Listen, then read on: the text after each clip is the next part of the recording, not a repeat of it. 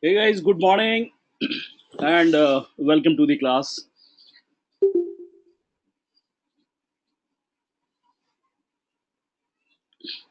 Let's just check if I am audible to all of you.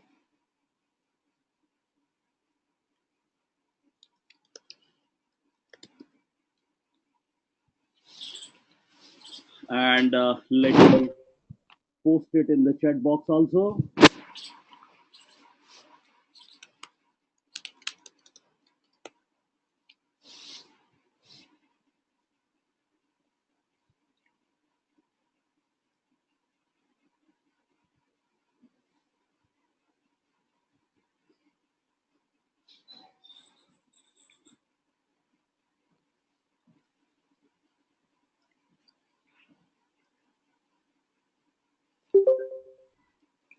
Great. Thank you for the confirmation.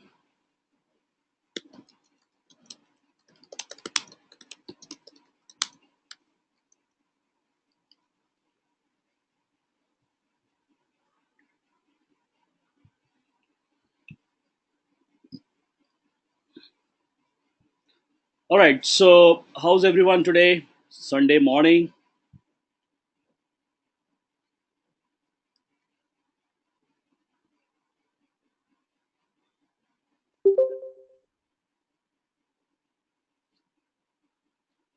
Okay, great.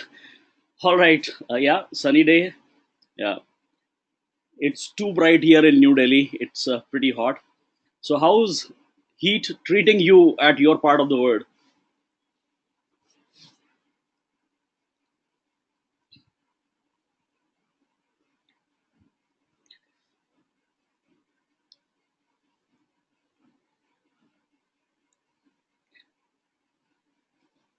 Yeah, okay. Okay, so Payal, you can please post, yeah, like this, yeah, to everyone. All right, great.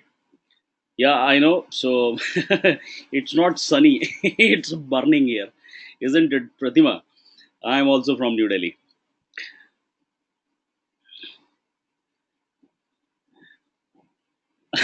Okay, all right. So we will uh, uh, first of all let's have a look at the workshop plan, and we'll discuss what is today's agenda and a couple of important things, and then we'll start with a quick intro. Okay, because generally we start a module with a quick intro, so I know a little about you. Okay, that will help me include relevant examples and case studies wherever possible. Okay, uh, somebody's mic is on. Yeah, let me mute it. Okay, and you are appearing as a waiting for name. And who's this? You can please change it, replace it with your name in the go to meeting settings. Okay, so important things first. If you experience any technical problem during the session, please exit the meeting and rejoin. That should fix most of your problems. Okay, and if this doesn't help, you can speak to the tech team on the numbers that you can see on my screen. This is +91 8081 033 033. Please add it right now it to your contact list if you don't have this number. Uh, and feel free to connect with the tech team in case you experience any technical problem. Okay. And another important thing is uh, if you miss any part of the session because of a technical glitch, so there's nothing to worry. Come back in the session whenever your issue is resolved. Huh? Because we have designed the session in a way. So if you miss any part because of the technical glitch, you can uh, without any problem continue with the next topic or subtopic we will be discussing. And the part anybody would be missing because of the technical problem, since the session is being recorded, can watch it later and connect with me for the queries, related queries, right? So this is very important. Okay, and uh, about the workshop plan. So we will discuss the analytics in general, why it is important, and then we will see how web analytics is different than general analytics. We will talk about Google Analytics in great detail. Okay, and uh,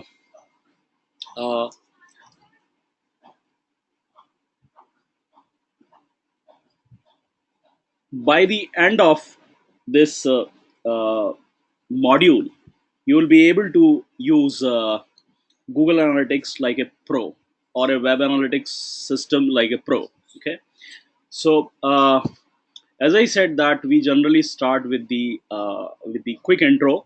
So I will pause the recording during this time because this is the information related to you, and I don't want to record it. Okay. Uh,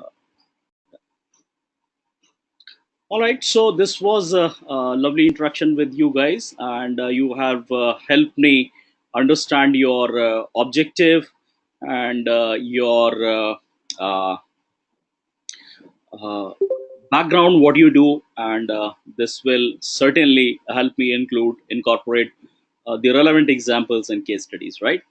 So what is in it for you? Okay, so by end of this course, you will understand the importance of data driven decision.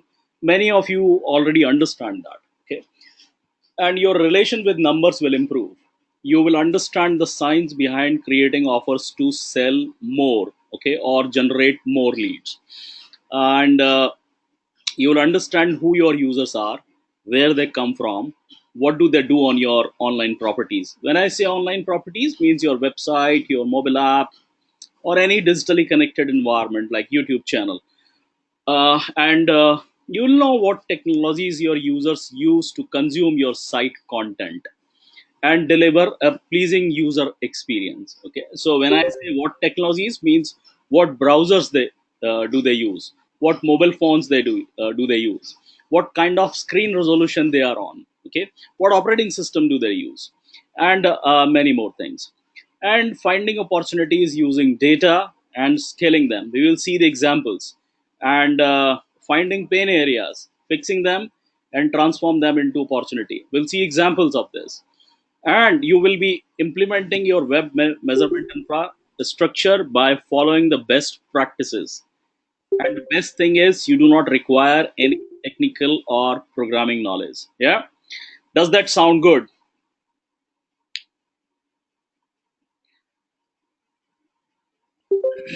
And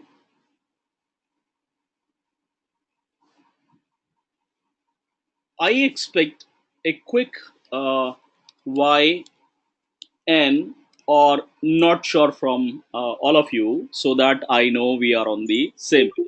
And will you be okay if I ask a lot of questions? Will you be okay if I ask a lot of questions? You can, we can do this in two ways. Okay, I can ask a lot of questions, make it very interactive, or if you don't like that, I can keep on explaining. And whenever you have queries, questions, you can post it in the chat box. So whatever way it works for you, okay, whatever way it works for you. Yeah, you want me to ask a lot of questions? You want me to ask a lot of questions? Okay, all right. So let's do this way. All right. Okay. So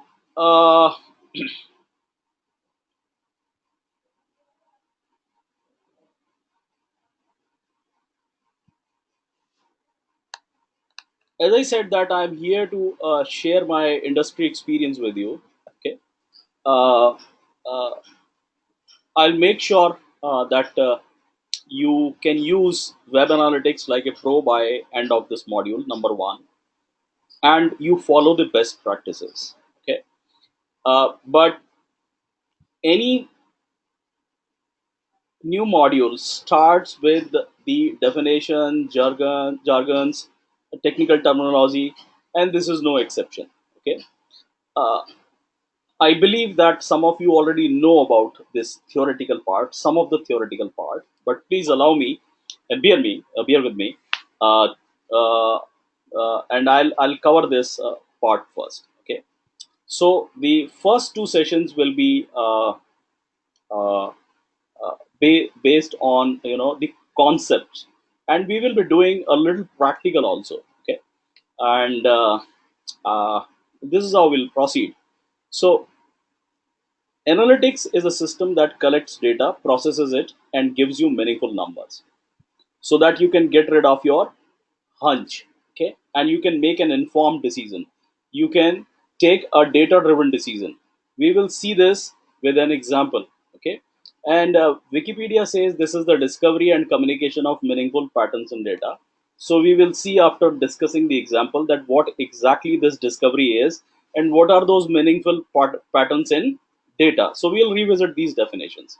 Now this is a little old slide. Okay, I always say that I haven't updated this uh, uh, uh, in very long period. I always think that I'll update this. I'll take the latest numbers from the wiki page of SDFC, but still this is still a big number, right? They have grown phenomenally by now. They're not only at 29 million customer base. They have grown phenomenally. You can check their wiki page. Now, as of 2013, they had 29 million customers. Okay. Now, you tell me, when you log on to your net banking account, your account may be with Citibank, with maybe HDFC or Kotak Mahindra or ICICI or any other bank. Okay, so your account is with some bank, and when you log on to net banking, have you ever seen an offer like this? Not exactly the same offer, maybe a different offer, but have you seen offers? This is an offer which says it is a pre-qualified personal loan of half million Indian rupees. Okay, you may see a pre-qualified loan, a vehicle loan. You may see a pre-qualified home loan. A home loan is also known as mortgage in some part of the world, and it may be a high credit value, a high value credit card. Have you seen this kind of offers when you log on to your net banking account? Yes, you have seen this. Okay, now you tell me, what is a pre-qualified personal loan? What is a pre-qualified personal loan? It is where you don't have to submit any document. You only have to click on apply now, and you submit your contact details once only for verification, and you get a call from the bank, and they say this will be disbursed on your approval, on your telephonic approval. This will be disbursed in next 24 to 48 hours. That is what pre-qualified means. Yes, we all understand this. It requires no documentation. It requires no documentation. Now tell me, there are 29 million customers, and this is long back, yeah, 2013. Now anybody who's logging on to the net banking account will be seeing this kind of offer, or they are showing it to the select people? Are they showing it to 29 million? Anybody who's logged? Selected audience? Selected people? Okay. But how they are doing it? Tell me. Because if you, let's say Vibin's account is with the ICICI, and Vibin goes to the branch, walks in to the branch and sees the branch manager and demands for half million Indian rupees. Will the branch manager say, "Look, Vibin, I know you are a great guy, but you are a great person, but my point is, you need to submit some document." Okay, or this person will say, like, "Okay, Vibin, it will be disbursed in next 24 hours to your account." The the branch manager will be demanding documents from Vibin, or will say, I will disburse this. I'll make sure that this is disbursed in your account in next 24 hours. Okay. So the branch manager will demand for documents. What kind of documents? What kind of documents? Guys, what kinds of document the branch manager will be demanding from Vibin? Identification. Okay. All right. Verification. Okay. Income proof. Right. ITR. Yeah, maybe. That's right. Financial transactions. Okay. What else? Keep on posting. Credit worthiness. I think you are talking about Deepthi CIBIL score. Address proof. Prajwal. That's right. Yeah. Okay. So a lot of documents will be demanded by the branch manager. Okay. Then how it is possible? Then this person logged on to net banking account and seeing a pre-qualified personal loan offer, whereas Wibin is meeting this person. Okay. I mean, Vivin is meeting the branch manager in person and still has to submit the documents. How it is happening? How it is happening?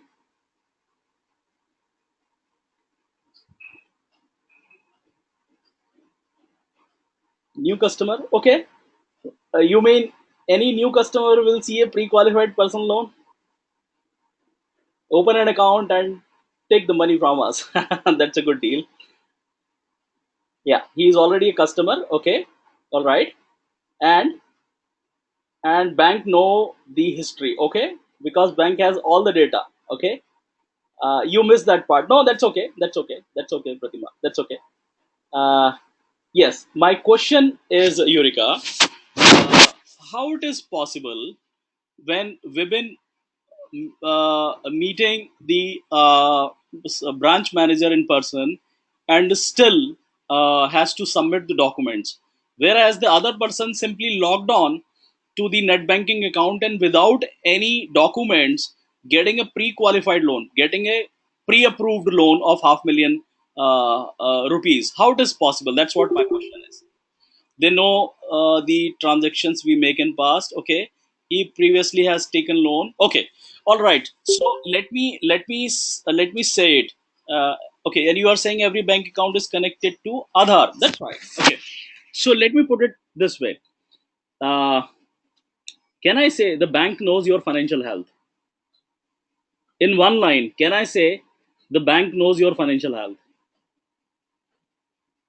Yes. And all that you said, all that you posted here in chat box are the parameters. Based on those parameters, they evaluate your financial health. Yes.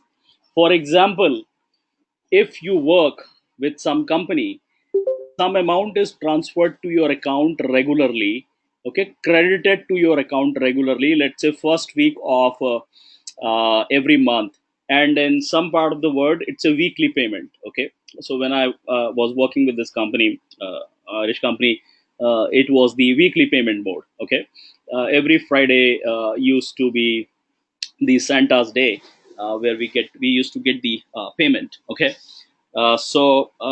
anyways, so the bank knows that at a regular interval, every time some amount is credited to your account, and this is uh, this is your salary. Okay, and bank knows all your history. Civil score is important factor, as many of you said. Okay, if you have the account with the bank, so bank knows KYC, know your customer, has all KYC details already, so no need to submit the any ID or anything like that, verification document. If you have taken a loan in past, okay, bank knows that. Civil score says everything, right? And it also knows that if you have taken a loan in past from them, so or from any other institution, whether you have been a defaulter or not. Okay, they know more about you when you have linked accounts like demat, or maybe FD, RD, or maybe credit cards, registered credit cards, okay, with the bank, and all that. Okay, so bank knows everything about your financial health, and it knows more about you if you have a salary account, because now it knows the financial health of your company also, or the company you work with, isn't it?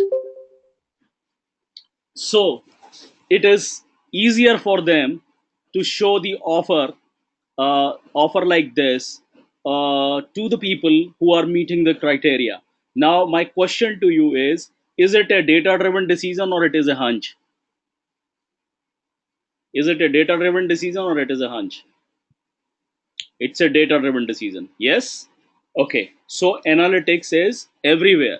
Analytics is everywhere, right? Now let me ask you another question. uh, you go to all of you go to stores to buy stuff. Okay, so for example, for your daily needs, you go to store like hyper city mart, or you go to spar, or you go to big bazaar, or you go to Reliance store, or you go to more, you go to some other store. Okay, uh, okay, or you go to other international chains. Okay, wherever you are in your town. Okay, so uh, for example, Centra in Ireland. Okay. Anyways, so my point is, have you ever seen combo products in those stores? I give you an example of a combo product. You see different kinds of snacks bundled together, and they are sold on a discounted price. Different kinds of snacks like wafers, uh, uh, salted or plain peanuts, or other kinds of snacks. They are bundled together, okay, and they are sold on a different. They are sold on a discounted price, right? So tell me, what other kind of bundled products you have seen? What other kind of bundled products you have seen? They are also known as combo products. Soft drinks combos, okay. What else? MacD's, that's a great example. Happy Meal, are you talking about Tushara? MacD? MacD's Happy Meal? Yes. You have small kids in house? You have small kids at home? I know. My kid used to go to MacD only for, that toy they give with this Happy Meal, and he would always order a Happy Meal because he wanted the toy. Okay. Now he's 11, so he doesn't go to McD anymore for the toy. He definitely goes for the burger, but not for the toy anymore. Yeah, so I know that. That's a great example. I know. Thank you. Yeah, KFC. Okay, all right. And buying an oven gloves will be shown as an additional product on Amazon. Okay. Toothpaste and toothbrush. Okay, all right. Soap and Dettol liquids. Right. Biscuits, cold drinks. Okay, all right. Clothes. Okay. Regular grocery. No, no. Give me the example. Give me the example. When you say clothes, when you say regular grocery, give me the example. Different, name the different products. Shampoo and conditioner. Wonderful example. Shampoo and conditioner is a is a combo that you see everywhere. And sugar oil, okay, and t-shirt combos, yeah, sometimes you see that, okay, and small perfume bottles, okay, and atta, sugar, oil. Okay, is this really a combo? Have you seen this as a bundled product, atta, sugar, and oil, on a discounted price? I mean, maybe there is something, probably I missed it. Watch and belt, yes. Mobile and accessories. Okay, so during Diwali, okay, yes, maybe you are right. Yes, during Diwali, these kind of offers can be seen. Yes. Uh, in Chennai, you have biryani combos. Okay, all right. Biryani and Coke. Wow. All right. So tell me one thing. Tell me one thing. Uh, how the combos are created when you talk about toothpaste and toothbrush, when you talk about shampoo and conditioner, uh, or when you talk about any other combo, different kinds of snacks. How these combos are created? Is this a hunch? Is this a hunch? They are complementing each other. That's right. That's right. Mix and match. How do I mean? What is the criteria of mixing and matching somebody's mic is on? Deep Raj, I am muting you. Right.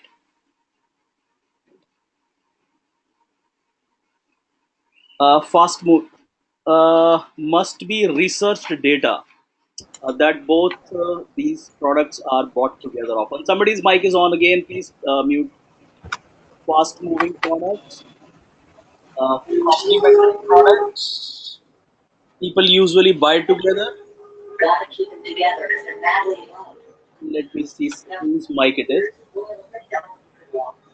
This is Deep Raj again. Deep Raj, your mic is on. I have muted you once again. Please check why it is getting on again and again. Please check if there is any problem with it. And coming back to this, you're saying those products are not individually sold much, they make a combo. Okay. Depends on customer buying history, what they are buying together. Oh, what a wonderful audience I have today. You have given all possible options. So you are saying fast moving, Prajwal said fast moving product. So let me complete it. uh, Prajwal is saying that you create a combo of fast moving products with slow moving product. Is that correct, Prajwal? Is that what you are saying? Yes. Okay. And then who said history? uh, Let me see who said history. uh, you combine it with a regular used product. Okay, yes.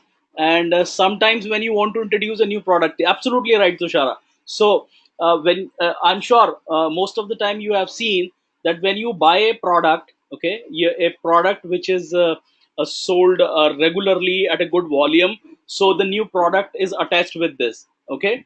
And many a times you see a shampoo sachet with the tea leaves or some other product. Have you seen that?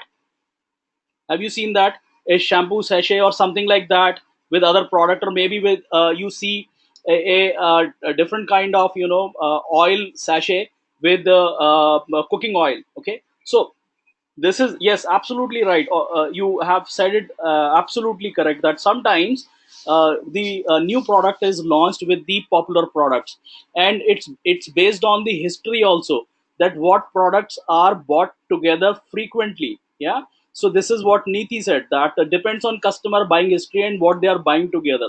Yes. So for example, I tell you, if you Google about it, you would know that there are so many products that we have never thought that they too have an expiry. For example, an extension cord. You know that extension cord that we use to plug multiple uh, uh, that has multiple points. This too has an expiry if you Google about it, but people don't change it for many years. Okay, they change it. They change it only when one of the point stops working. And the toothbrush has an expiry. Toothbrush has an expiry. You Google about it. Okay, but people don't change. Many people don't change it. Okay, for a very long time. Okay, and similar, there are other products also. So what these companies do, they group this kind of products together. Okay, and they sell it on a discounted price. Now, how it is beneficial? So whatever you have said, this is the science behind creating it. They check the historic transactions by analyzing the invoices which are generated by the point of sale terminal, and then they see what should be bought together frequently, and introducing new products, combining fast and slow moving products, and all that. So that's the science. Absolutely right. And what is the advantage? It's a win-win situation for both, for the customer and for the store, because for the store it's about the volume, right? And for the customer it is the discount. So both get benefited. Absolutely. So both get benefited. So this is how it is. Yes, more revenue, more sales. Absolutely right. So is it a data driven decision, or it is a hunch that I am saying, sitting on the counter, that combine these two products and say on discount? No, it is data driven. Car with scooty with during festive season is also a very common example. Okay, okay. If company is already working in four-wheeler market, and now it has entered to two-wheeler market. Okay, all right. Okay, yeah, all statistics. Absolutely great. So let's come back to this. Tell me, we are talking about analytics is everywhere, right? Now tell me, is this a good ad? Is this a data driven ad? If you are into investments and you understand these terms like GDP quarter on quarter, interest rate, inflation rate, fiscal deficit, current account deficit. So this is telling you, if you are into investment and if you have spare money to invest, it is the right time to invest in India, isn't it? The GDP quarter on quarter is 7.3. This is a little old ad. Okay, we will be there this year as anticipated, that the GDP will be back on track. It should be 7+ this year. I don't know. I haven't Googled. I haven't checked it. What exactly it is, but some time back it was 6+ only. Now the interest rate is correct. It is still 6 or 6.25. You can talk to your bank that how much interest you get it on your FDs, and the inflation rate, and then the fiscal deficit, and then the current account deficit. So India is still one of the best markets for the investments. You can see in United States it's not that great. Okay, in some part of the world If you are depositing cash, you are maintaining a bank account, you have to even pay to the bank. You don't get any interest, right? Okay. So is this a good ad? Is this a number based ad? Is this an ad supported by numbers? Can we call it a good ad? Yes. And as GDP rate is high, as well as interest rate and inflation is low, so yes, good time to invest. It's developing market. Okay, yeah, technical answer. That's right. That's a technical answer, Eureka. That's right. Okay. So we have seen it, and you talk about SWOT analysis. You are already from business development or marketing background, so you know what is the SWOT analysis. I really don't need to get into this detail. Okay, so you do this before launching the product or the after launching the product or service in the market. Actually, we do it before that, isn't it? So that we can take a data-driven decision that whether it is a good idea to do this right now or not. Okay, now let's see the eBay. Okay, the last example where we talk about analytics everywhere. So this case study was published a few years ago. You can see that the link, the source of the case study at the bottom of my screen. Now, this person explains the situation with eBay, and it is few years ago. Okay, they have grown again, like HDFC, phenomenally by now. So they had 100 million customers few years ago, and they were listing items under 30,000 categories. What does that mean? 30,000 categories means millions of items. Because if you try to recall the catalog of Flipkart or Amazon or eBay, you would know that. There are hundreds and sometimes thousands of items under each category, isn't it? So 30,000 categories, and under each category, hundreds and sometimes thousands of items makes this catalog really huge. Millions of items are on these kind of online marketplaces, and they can only be compared with stores like Walmart, nothing less. Okay, so this person says that the 50 terabyte of machine generated data is produced every day because of this interaction. 100 million plus customers and 30,000 categories. Okay, millions of items. So this kind of interaction, user interaction on the website, generates 50 terabytes of machine data, right, every day. And the need is to process 100 petabyte of data altogether. You can imagine how huge this data is. Now, analyzing this data is a big headache, okay? Because the challenge for eBay is that you have mounted a video camera on the head of every customer going into a supermarket, and you can compare eBay only with the size of Walmart kind of stores. You cannot compare it with any small store. And then recording everything every customer does. It may generate 100 millions of customer interaction per month, and creating an unmanageable amount of customer data, right? Can you really analyze this much data and and make an informed decision? Can we do that? Is that practically possible? Is that practically possible? No, that is not possible. So how they are doing it? Tell me how they are doing it. They need a sophisticated web analytics software for this. Okay, and they are using it. And if you talk about Flipkart, you talk about Amazon, etc., they have data farms. They are not relying on one solution. Okay, you Google about it, what kind of web analytics systems Flipkart or Amazon uses. Amazon uses something homegrown. Okay, they have their own analytics system. Flipkart uses Adobe Site Catalyst. Okay, and millions of website use Google Analytics. Okay, and you will see that this is not the only web analytics system, but this is the most used web analytics system, Google Analytics, if we talk about it. Why I'm mentioning it right now? Because we are talking about eBay. So they use different kinds of systems. They have data farms because they have to analyze a hell lot of data, millions of hits every day. Okay, millions of page views every day, millions of products views every day. Okay, I don't know how many, several thousand orders every day, and then the sales like big billion day, etc. You know, they really sell for multi-million dollars. Okay, so that's how it is. So they need a very sophisticated software to understand everything, like what should be the items that can be sold together. An algorithm is working on it. Okay, you can't do that manually. An algorithm is working on it. What is bought frequently? I'm sure you remember product pages from your favorite e-commerce website, which says people who bought this also bought this. You remember this? People who bought this item also bought this. Frequently bought together. Frequently bought together. People who viewed this item also viewed this. And recommendations, yes, recommended for you, absolutely. So they are doing everything, cross sell, upsell, everything. And this is mostly data driven, algorithm controlled. Okay, no one can do this manually. But yes, when they have to push some items, okay, they do it manually also. Okay, when there is a sale, okay, of a newly introduced phone, it is pushed manually. I'll show you examples also. Okay, uh, we'll see all that. We'll see all that. So it is analytics which is everywhere. Now, how web analytics is different than general analytics? We'll talk about it. I want you to check this on my screen. This is a website which is showing. This is Google Analytics. Some of you probably know about it. This is Google Analytics. It is showing you there are zero active users on this. This is a dummy website. I created it only for this purpose only. Now I want every one of you, okay, to go to this website.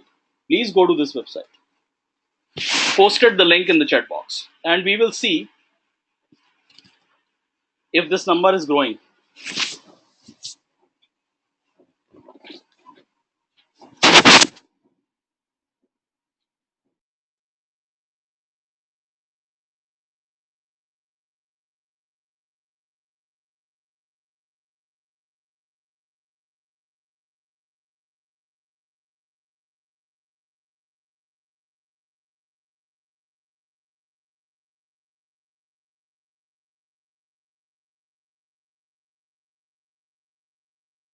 So not everyone, so not everyone has clicked it yet. Okay, we are many people in this group. Not everyone has clicked it. Not everyone has.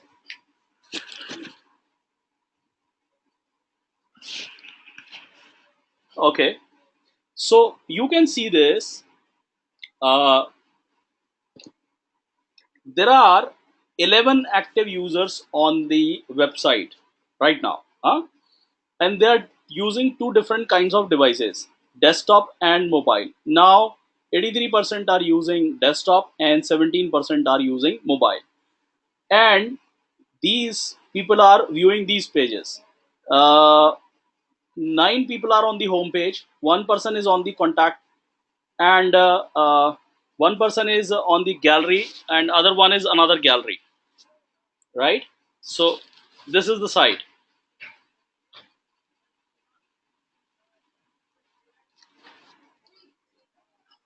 Now see, uh,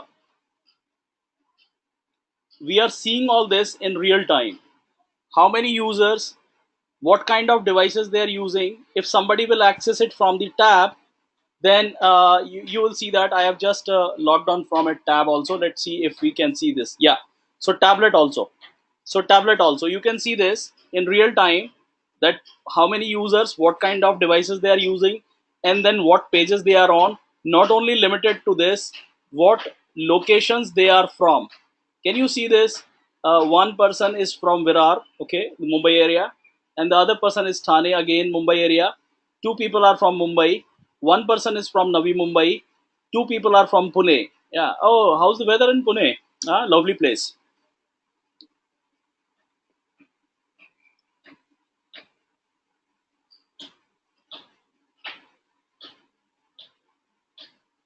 Is great. Yeah.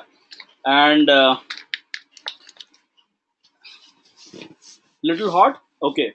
Lavasa must be pretty pleasing these days, isn't it? Have you been to Lavasa? Yeah, I'm sure you are based in Pune. You must have visited that place several times, huh? Beautiful place. I've been there. Okay. Okay, two people are from Bangalore. Okay, and one person is from Chennai. Yeah, great. So we can see this in real time. We can see this in real time. How many users, what kind of devices, what pages, what location, who brought them, what conversions in real time, traffic sources. Can you see this over here? So all that is possible in real time, huh? And then you can see you are in Haryana. So sometimes, so probably you are using incognito, and sometimes there are IP leakages. Sometimes it happens. You may appear in the standard reports that shows the historic data. So it is possible. Either you are behind a VPN, or maybe you are using maybe what you call using incognito. Yeah, and as Praveen said, that it could be the other reason. Okay, it could be the other reason, but generally that is IP. And IPs are assigned from a pool, and they are generally identifiable at the city level. Okay, so it could be something one of those reasons I said. Okay, so why I have showed you this? Because I want you to know that this module, these 4 sessions are going to be very interesting, not dry sessions. Are we clear? Are we clear? Okay, great. Now let's come back to our uh, let's come back to our theoretical discussions once again, huh? The fundamentals part. So what is web analytics? It is the study of online behavior in order to improve it. Now the point is, what is this online behavior and what is there to improve it? Let's understand it with example. But before that, the conversion rate, the concept of conversion rate, I'm sure everyone knows that the percentage of visitors who take a desired action on your website is the conversion rate. For example, on your e-commerce website, let's say there are 100 users every day. So average, right? A day. And there are 3 orders. What is your conversion rate? 3%. If you have a lead generation website and you have 100 visitors, 100 users every day, average uh, a day, and you get 4 leads, 4 times, 4 times contact us form is submitted, then your conversion rate is 4%. Is conversion rate clear to everyone?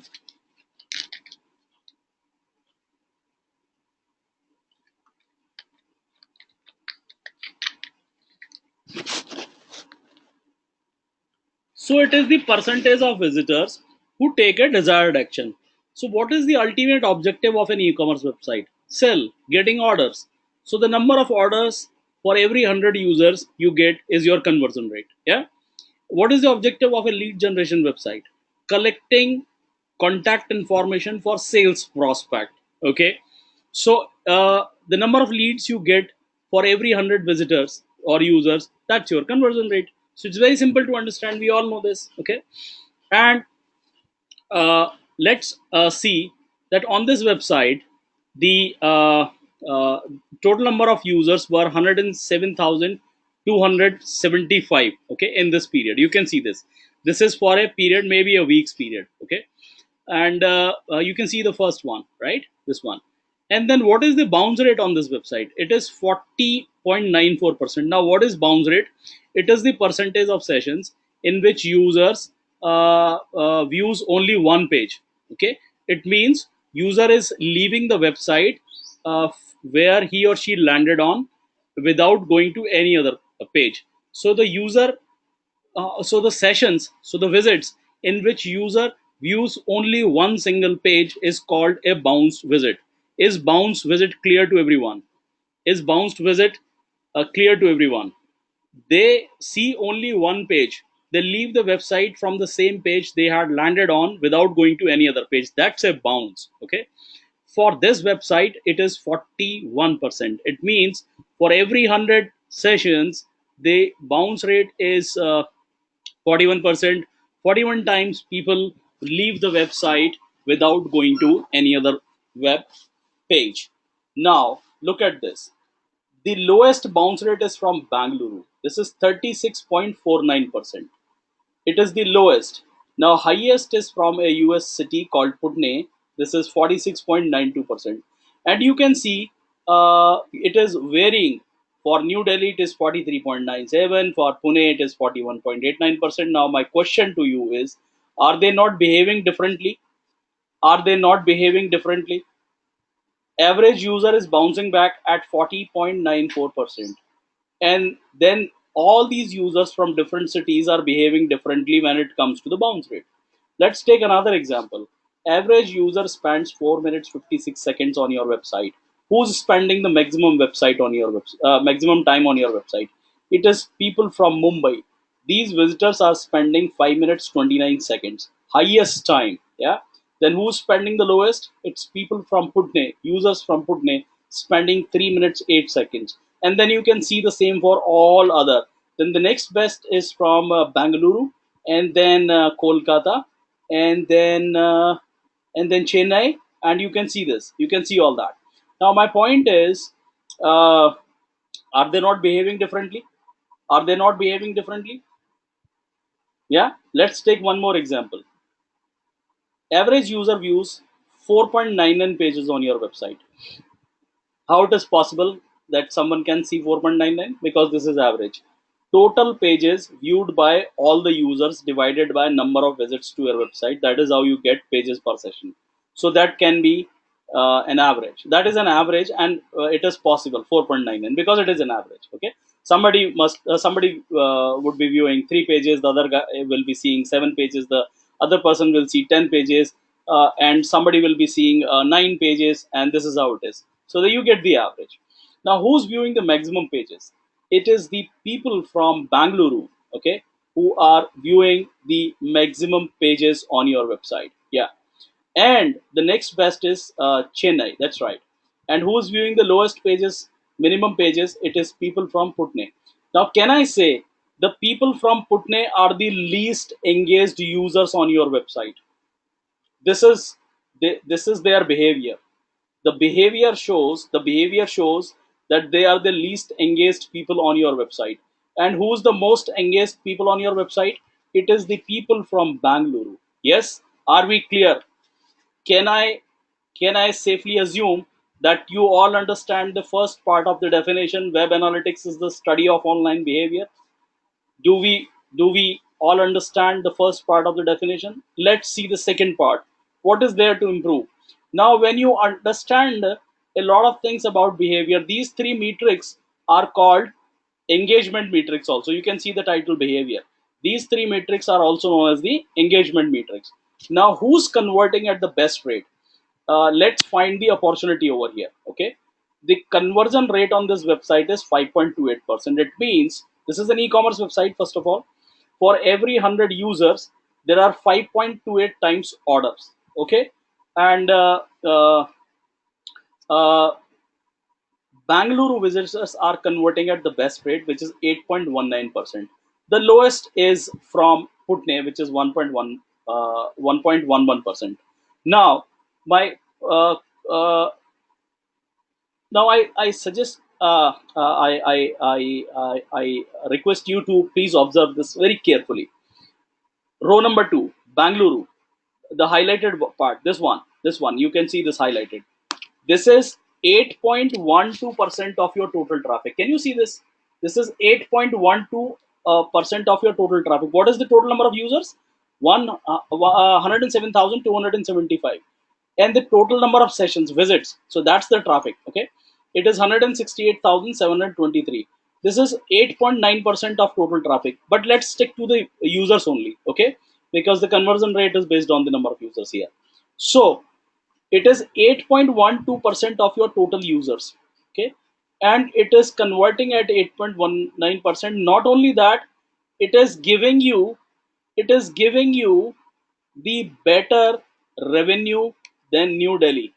New Delhi's user contribution and the traffic contribution is more than 14%. You can see this. This is the traffic contribution. This is the user contribution. Can you see this? With 16,000 plus users, it has generated a revenue of 456,000, whereas with just 9,000 users, much lower than New Delhi, it has given you almost 700,000 rupees revenue, 7 lakh rupees revenue. Are we connecting here? Is this making sense? Tell me. Bangalore is giving you much higher revenue with much lower traffic, isn't it? much lower traffic.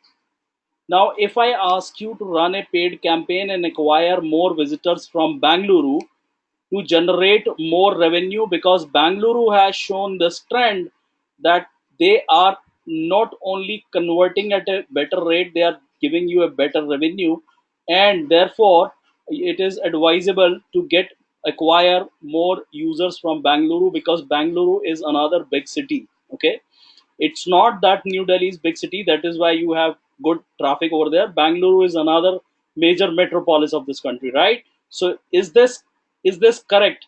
Is this correct? Yeah. All right. Now, can you identify more opportunities similar on this screen? Like we found Bangalore is an opportunity for us. We can acquire more visitors to increase, optimize revenue. Can you find more opportunities on this screen? Mumbai, okay. What else? Chennai, okay. So Mumbai and Chennai. So let's check this.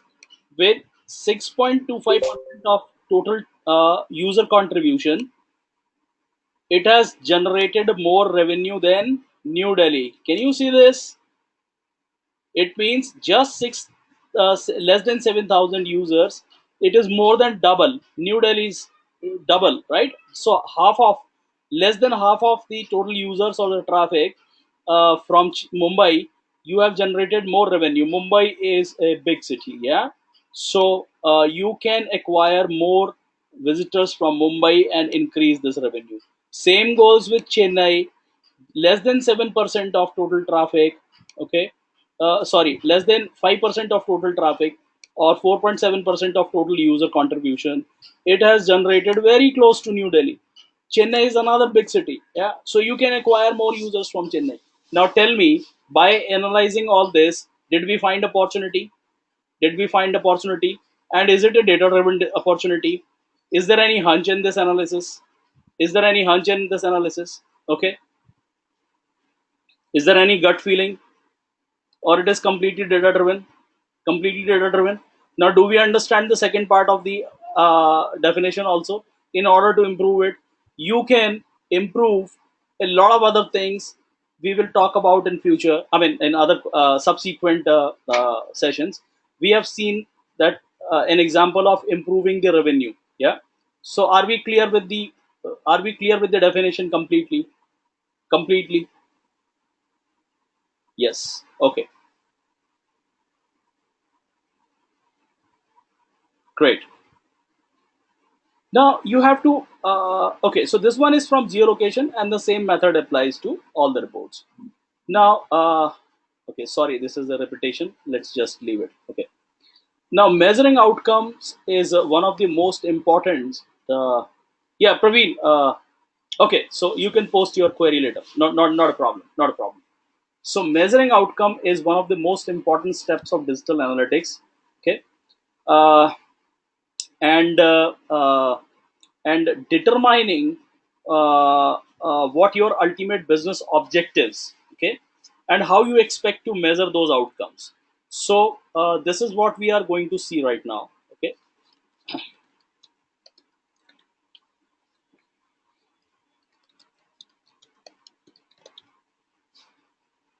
Now, these are the 5 common business objectives. Okay. If your business objective is e-commerce, okay, knowing how many orders you got in a given period of time is your KPI, key performance indicator. If your business objective is generating leads, then knowing how many leads or how many contact information for sales prospect you got in a given period of time is your KPI, your key performance indicator. Okay. Now, it is simple to understand in these two cases, because if you sold, if you got 100 items, if you got 100 orders in the month of April, and you got 75 orders in the month of March, it means you have improved in April, right? Is that correct?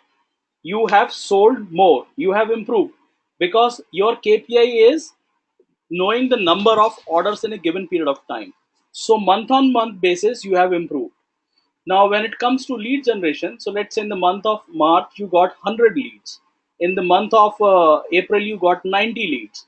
So you have lost. Okay, so it is you have lost, and you can calculate the percentage change. We'll do that later.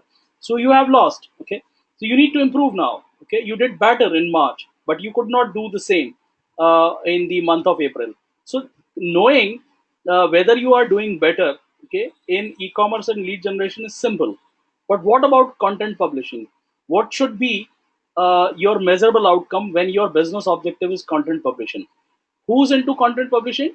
The news websites, the magazine websites, the Pile is into the content publishing. All right, and and the bloggers are the in the business of content publishing, right? So when the business objective is content publishing, then what should be the measurable outcome? One of the goals, one of the measurable outcome or the objective is knowing how many times ads were shown, the ad impression, or how many times ads were clicked, yeah, and how much revenue you generated through ads. That could be one of the measurable outcomes. Yes, am I saying right? For content publishing, knowing how much revenue you generated by ad impressions, by ad clicks, is one of your objectives. But is it the only objective? But is it the only objective? Then what is the other objective? What is the other objective?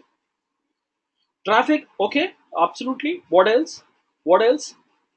Subscribers, absolutely. Knowing how many subscribers, yes. Awareness, okay, all right. What else? Time spent, very well said. What else? What else? Unique users, okay, very good. Sharing also, it could be, yeah. What else? User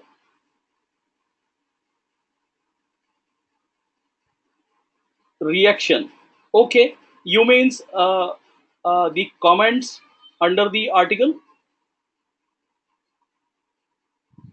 and the like dislike ratings. That's what you are saying, Praveen. Okay, that's right.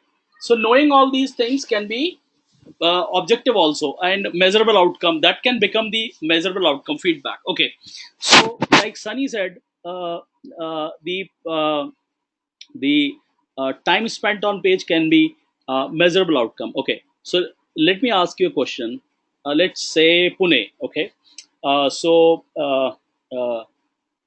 if you have to publish an ad in a newspaper targeting only Pune, okay, who will be charging? And I'm talking about the print media, okay, I'm talking about this offline circulation. Who will be charging more for an ad? A regional newspaper, let's say Marathi newspaper, or a national newspaper like Hindustan Times or maybe Times of India? Who will be charging you more for the same if your target audience is in Pune?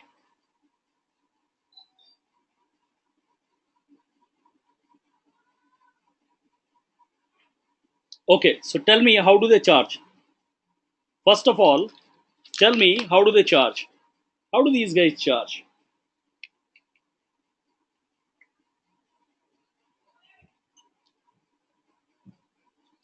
Word count, inches, size, head size, okay, space, all right. What else? What else? What else? Which page? Absolutely. Front, back, supplement, inside, sports, absolutely. Page number, that's one and same thing. Yeah. Place of page, yes. The top half, the bottom half, yes. For the better visibility, absolutely. So there are many criteria. Yeah. Okay. So that's what you are saying. Black and white and color also. Black and white and color also. Yeah. Okay. So you know that. Okay. So let's say your target audience is English speaking. Marathi newspaper is a better option, or a national newspaper which is published in English is a better option. National newspaper. Okay. And if it doesn't matter, then if it doesn't matter, then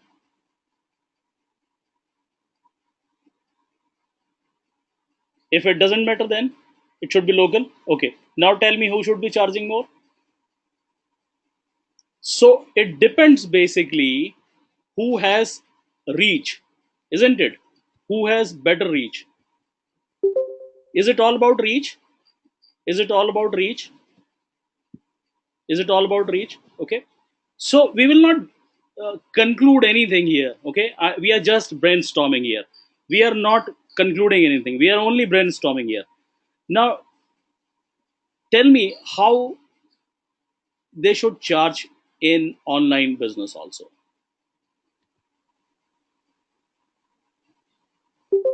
Depending upon the traffic of the website, that we have a higher traffic website than the other news website, then we will charge more.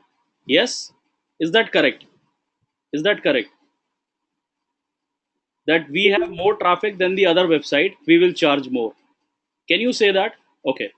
And can you say, in addition to that, that we have more engaged audience, our audience is spending more time than the competitor's website on a, right?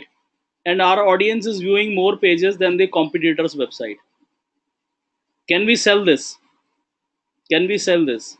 Not only we are a high traffic website, we have highly engaged audience, our bounce rate is low, our pages per sessions are higher, our average session duration is higher. So knowing the time people are spending on a website and knowing the number of pages per visit per session they are viewing can be defined as a measurable outcome also. Is that correct? In addition to knowing, in addition knowing that what is the revenue generated through the ad impressions or ad clicks. Okay. So why I am discussing all this with you? Because I want you to realize that when you are going to define what you want to measure, you discuss it with the stakeholders, and you uh, understand what is their business real business objective and what is that they want to measure. Because sometimes things are obvious, and in many cases it could be something else, because we don't know our client's business really well. It is the client who has to tell us first of all. Okay. And then you can add definitely your valuable input to that, isn't it? Are we clear? Are we clear? Great. Now, when it comes to online info or support, okay, so helping customers finding information can be measurable outcome. For example, okay, just dial. What is just dial? Is it a kind of yellow pages service? Is it a kind of yellow advanced yellow pages service? Is it a kind of advanced yellow pages service? Okay. Now, have you experienced ever just dial services? When you call just dial, okay, they and you say that I need the Domino's number in my locality. Have you noticed that they say, sir, ma'am, do you want other pizza delivery services also, like Pizza Hut, or maybe Slice of Italy, or maybe Papa John's or something else? Have you noticed that? So how they are making money? How they are making money? They have created packages, and they are connecting the inquiries to the service provider, traders, retailers, vendors, isn't it?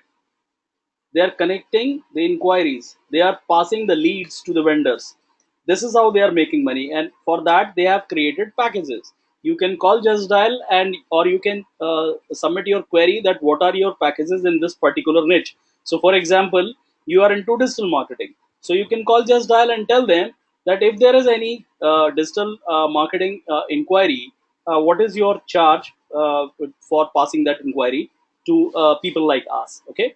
And then you can subscribe to their package. So they say that we charge X amount, and you will get 10 short leads every day. Okay. And this is how they do it. Okay. Pizza delivery services, AC repairing services, washing machine services, electrical services, plumbing services, this service, that service. They have so many categories. And now I really don't know if they are charging it this way, but we are. I said that we are brainstorming. We are only trying to understand how this system, when we are going to implement it, should be implemented after discussing with the stakeholders or the decision authorities. Now, tell me, if in Delhi NCR is densely populated. It's a big area, very big area. Okay. and in peak summers. Okay, and per capita income New Delhi NCR is very high. Okay, probably New Delhi has the highest per capita income in India. So people with deep pockets in Delhi NCR area, number of AC installations are very high. So tell me, uh, they just dial people, let's assume they get uh, several hundred complaints every day, okay, for AC repairing, and they have less service providers, okay, then the number of complaints they are receiving, or the number of inquiries they are receiving, inquiries not complaints. Can they sell their package for AC repairing leads at a discounted price because leads are high and the service providers are low in number? Does this make sense? Does this make sense? When you have more leads and less service providers, you want all the leads to be consumed. You want all the leads to be consumed, so you are providing them on a discounted price. No? Okay. So let me put it other way around. Now there is a highly profitable niche. There is a highly profitable niche, but the number of leads are less. Okay, number of leads are less, but there are many service providers. Should they charge premium now because it is a highly profitable niche? They can say that we have only 40 leads in a day. There are many service providers. We are selling these leads on a premium. Okay, whoever wants to pay, come and take it from us. Is this making sense? Is this making sense? Because it is a highly profitable niche. Okay, people would be ready to pay more for this. AC repairing, on the other hand, may not be that highly profitable. So they are saying we have more leads, less service provider, let's sell this on discounted price. Yes, is this making sense now? Is this making sense now? But how will you do that if you don't know your numbers? You really need to your numbers, that how many leads you get in a day, or in a month, or in a week's period, niche wise, and whether it is a profitable niche or not, or it is a average margin kind of niche, and all that. How many service providers are there, suppliers, traders, vendors are there? So it requires a lot of analysis, but you can measure it, and you can do this accordingly. Are we clear? Are we clear? Now, branding and awareness. I'll give you this example.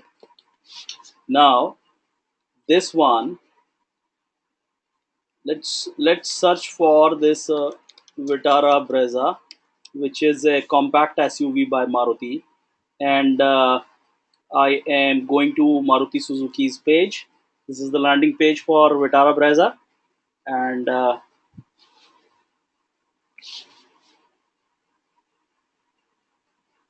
so this is the page. I am here, and tell me, is it important for these guys to know how many times people have selected the color and applied on it using this color palette?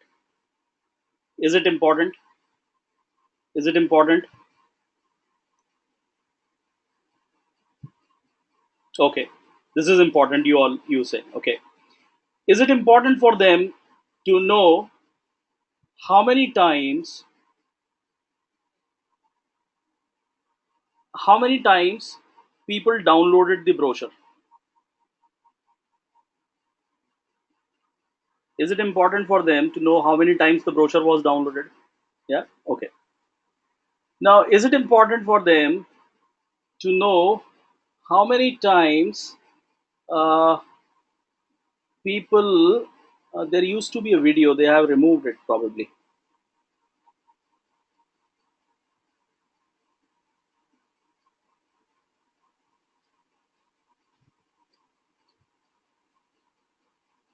Yeah, they have removed this video. Seems.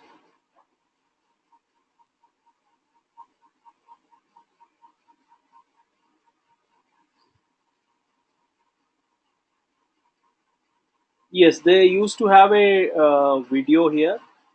They don't have any more. Okay. Anyways, so uh, it is important. You all are saying. Okay. Now, why it is important? Why it is important? My question to you, why it is important?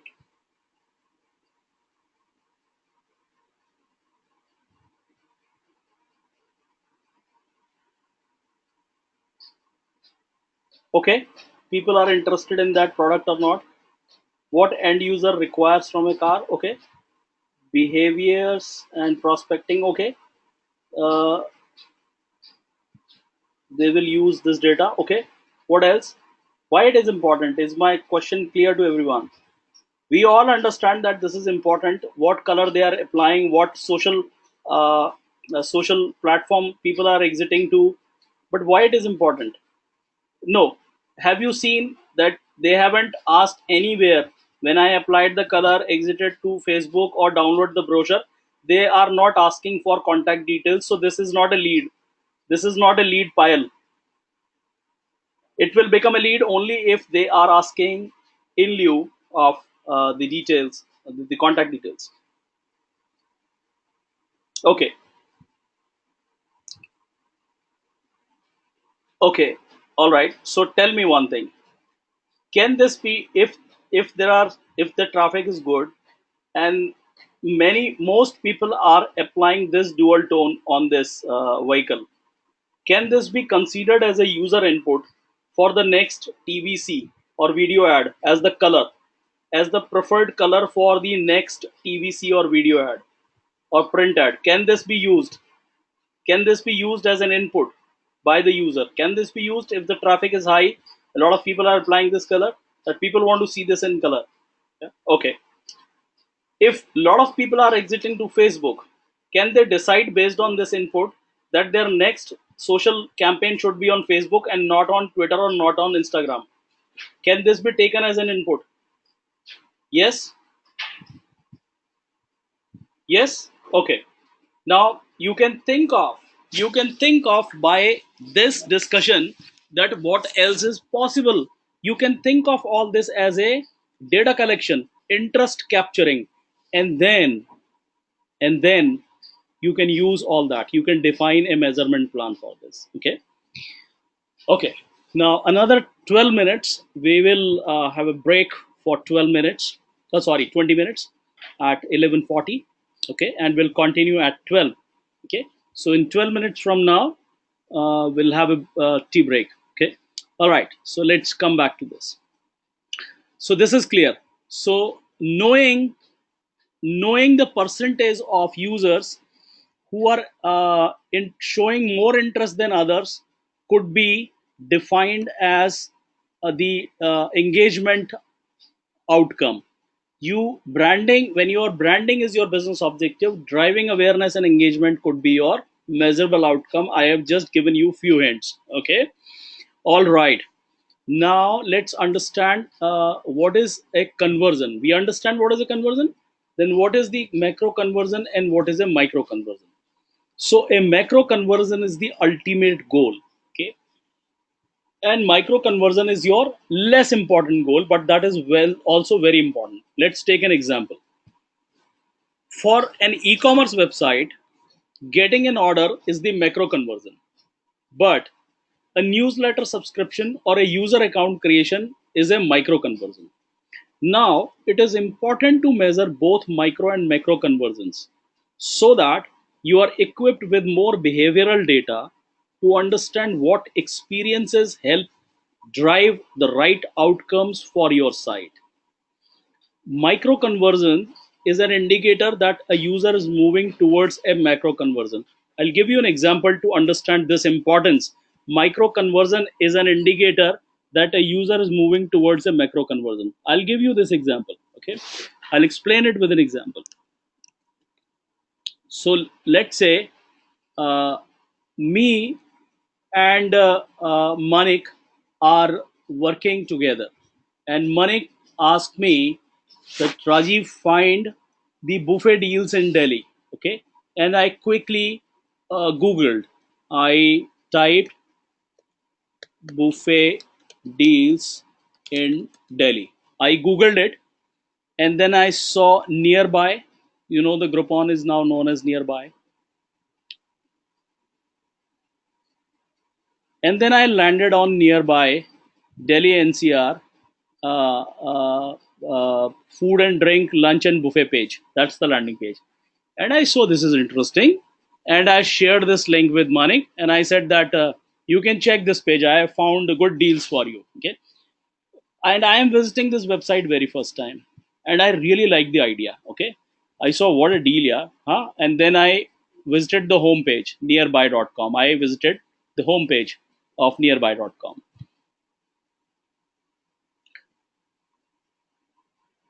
And uh, there is some problem with this site today.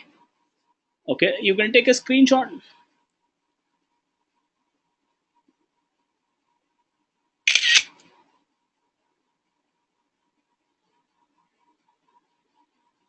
Sometimes you see error on high traffic website, and if you are managing a website and you experience any problem, you can show this to your boss and tell you can escape that even on the high traffic website there are errors. Okay, so I am not the only one, don't worry.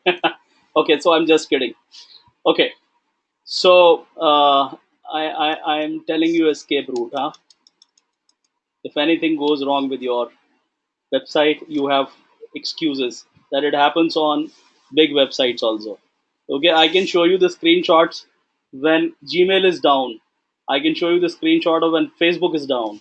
Okay, but they are basically CDN. Okay, content delivery networks. So they are not down worldwide. Okay, so they are down in one part and just for few seconds sometimes. But anyways, so it happens with everyone, not a problem. But okay, coming back to our discussion. So I visited the homepage and I saw there are different kinds of deals. There are deals on nightlife, there are deals on fine dining, there are deals on bowling alleys like Smash in Gurgaon and World of Wonders. And I am seeing there are so many offers and I really like it. Huh? But I am working, I said. I am in the office, I'm working. It's just that Manik asked me to check, so I checked it, but I am not in the mode of buying any deal right now. But I really like the concept. And I thought that I will buy when I reach home.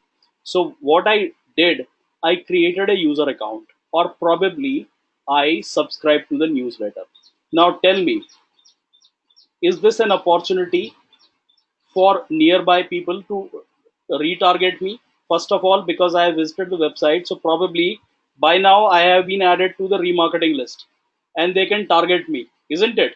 They can target me with the remarketing. Number one, I have created the account or I have subscribed to the newsletter, so they have my email ID. They can now send me the promotional email or more deals related thing. Why they will be sending it to me? Because I am a prospect, I have shown my interest. Today I did not buy, but I am a prospect, I will buy later. Okay, so tell me, are you clear with this statement? Micro conversion is an indicator that a user is moving towards a macro conversion. And this is why it is also important to know how many people subscribe to your newsletter and created the user account, not just knowing the number of orders you got in a month or in a period.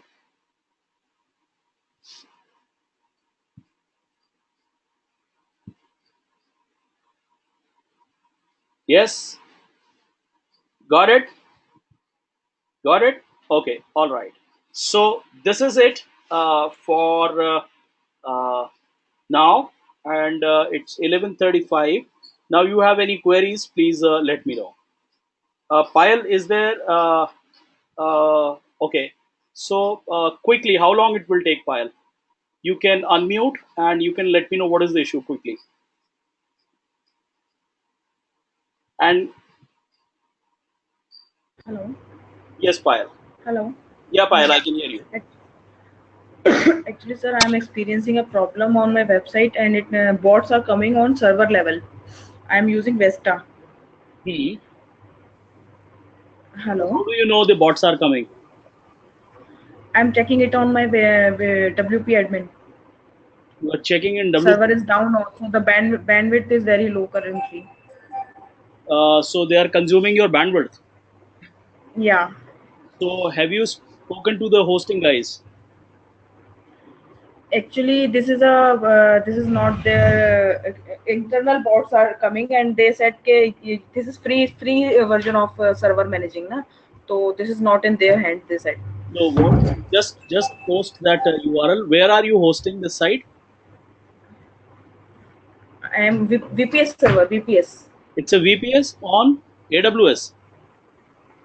No, no, no, not on AWS, not on Which AWS. who's the what is this? I have purchased the services from VPS, Vesta CP. Is it a hosting company? I am not aware of. Yes, yes, yes. It It is a is a hosting hosting company. company. So what are they saying? They are not going to help you on this. Because they are not managing it the server. We have to manage the server. So you, see, generally, any hosting company will support you on a billable basis. So you can talk to Okay, them for a paid support. okay. So Uh, I the basic issue is I want to actually download my backup okay, so that I can reinstall the website. and you are not able to But download. it is not just because I cannot log into the servers. It is down. The server is down.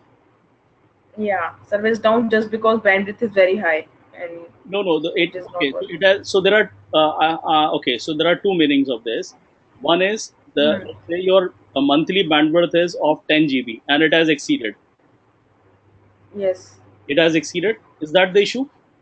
100% it is showing that 100% consuming of the So you can memory. get more bandwidth. You can tell your hosting company that I am ready to pay you more.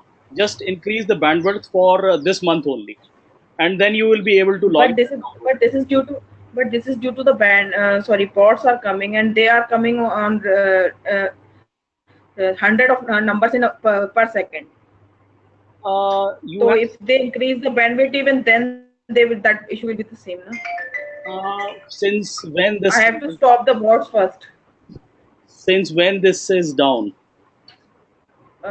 Since yesterday morning. Since yesterday morning it is down. Okay.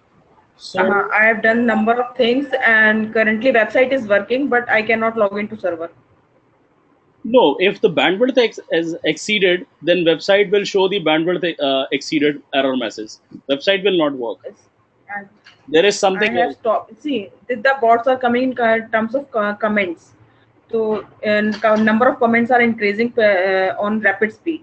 But I have stopped the commenting. The comments are not coming on my website, but bots are coming, and that is showing in my WP admin blog. But you are saying you are not able to log in also. So you saw this Yeah, right. sometime back. Sorry. You checked this sometime back. No, I have logged into backend of my website. That is WP admin. I cannot log into Vesta CP server site. That is not true. That is not true. There is some other issue if you are not able to log on to that. So I can do one thing. I can connect you with a person who can help you on a billable basis on this. He's a system admin and he will be able to help you on that. Okay. Because the point is, Yeah. if the bandwidth has exceeded, then your website will be down. It cannot be the bandwidth. Website has website has been down number of times. I No, have no, installed that's a WordFence. separate issue. That's a I have separate installed issue. WordFence. That's a separate issue. If your website is down because it is exceeding the allowed resources, the processes are consuming more resources. Okay, so for example, it is reaching 90% plus CPU uses, and then it is becoming unresponsive, or probably it is running Okay. out of the RAM. This is why it is not responding sometimes. And when those It processes was are happening. low, when then processes Yeah. are low, then your website is accessible. So it is not the bandwidth issue clearly. You are not able to log into the hosting panel, then you need to check to the hosting company. Tell them it is some other issue. What error message you are seeing on the hosting panel? No, I have logged into the hosting panel, and login is actually I can log in and then it get exit just by showing that it is 100% bandwidth acquired. If it is saying 100% bandwidth acquired, then tell your hosting company to increase it. because because bots cannot consume in GBs in next 10, 15, 30 minutes or 1 hour. So you will have enough time, you will have ample of time to download the backup. Okay. Yeah, you'll have ample of time to Okay. that. And my suggestion is that you show this to your hosting company rather than looping in somebody else. Tell them that I'm ready to pay, okay, and they will help you on that. Okay. Most hosting company support on billable basis, so you ask them that how much you will be charging per hour. Okay, so generally it is $50 or sometimes $100. So it depends actually. Okay, Okay. maybe less than that sometimes. So you just clearly ask them, because even if you loop in somebody outsider, he will be charging more for this. So it's better you get it fixed from your hosting company only. Okay. So first try that, and if this doesn't work, then I can connect you with a systems guy who will be on a billable basis, can help you, or you can directly Okay. talk to Digital Vidya. If they have somebody empaneled, they can help you on this. Okay. Okay. Yeah. So suggest that you loop in a system admin in this. Yeah. Okay. Okay. Thanks for the help. Yeah. All right. So guys, we will connect Thank at you. 12:05 now. Okay, 12:05. So this is it before the break, and enjoy your tea, your coffee. Bye bye.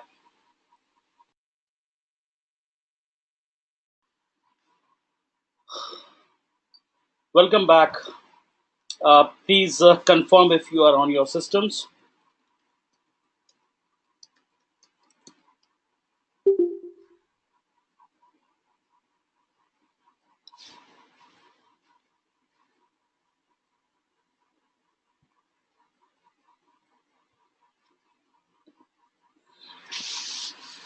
Okay.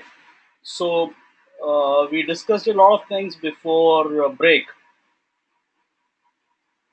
Is there any query? Is there anything that you want me to repeat?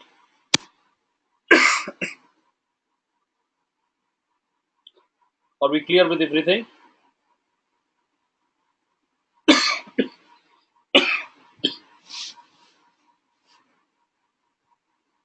Okay. All right then.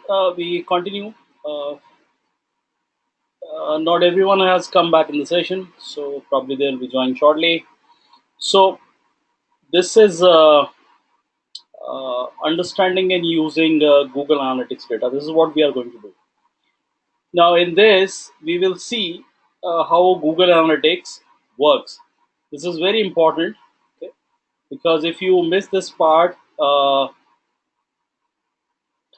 Deepti, since the session is being recorded, so you can anytime watch. You can anytime watch, because a 3.5 hours long, almost 3.5 hours long session recap would be difficult, right? So what I suggest here, uh, because it is once a week, huh? So you have enough time till the next class. You can run the recording at 2x. Okay. Uh, uh, you know, in YouTube you have a speed control. You can play the videos on the normal speed at 1.25x and 1.5x and 2x. So you can set that speed and then you can rerun this recording. This is one thing. Or you can only check the part which you think you really need to understand by going through once again. So I think this is how it will work. Since we haven't discussed anything technical, so it shouldn't be a problem at all for you. Okay, so here, but still, if there is anything specific you want me to repeat, I will do that gladly. Okay, so it doesn't mean at all that I'm saying that I will not repeat anything. Whatever you have, you can please tell me specifically. Yeah. Okay. So, and I'll do that gladly. So there are four main components to the Google Analytics system. And in order to properly understand the data you will be working with in Google Analytics, it is important to have a high level overview of how data is collected and processed before you see in the reports. Okay.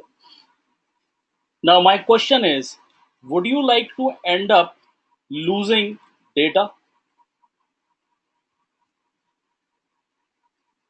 Would you like to end up polluting your own data? No. Then it is very obvious that you should understand how this system works, right? Okay. So it is only a high level overview of how data is collected, okay? But it is still very very important. Now, as you can see, there are four main components to the Google Analytics system, and we will discuss these one by one.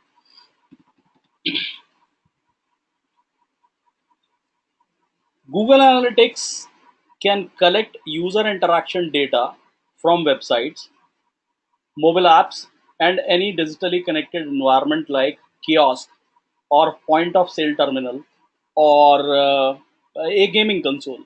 Okay. To track websites, Google Analytics uses a small piece of JavaScript code that you add to the head section of every page of your website. Okay. And I will tell you that in the next class, how do you do this? Okay. What information Google Analytics collection component can collect? Okay. It can collect the URL of the pages that the user is viewing. It can query the browser to check what browser it is. For example, is it Safari? Is it Chrome? Or is it Firefox, or Microsoft Edge, or Microsoft Internet Explorer, etc.? It can query what language the browser is set to and what device and operating system it is running on. It will also collect the referral source. What is the referrer source or the referring source? It is the source that brought the user to the website. For example, a user reached the website through the Google search engine, organic, or other user reached the website by clicking an ad on Facebook. Okay? Or another user clicked a link in the email. Okay? So it will collect the referrer or the referring source as well. It will also collect a lot of other information, for example, the location of the user using the IP address. We have seen that. It will also collect, if you have enabled this, the gender of the user, the age group user belongs to, and what kind of interest this user has. Okay, how this data is collected, we will see this with audience reports in third session. Okay, not today, but this is collected without violating any privacy policy, and you need to enable it, and we will see how it is done. So let's take an example of this data collection by visiting a website. So let's go to this website.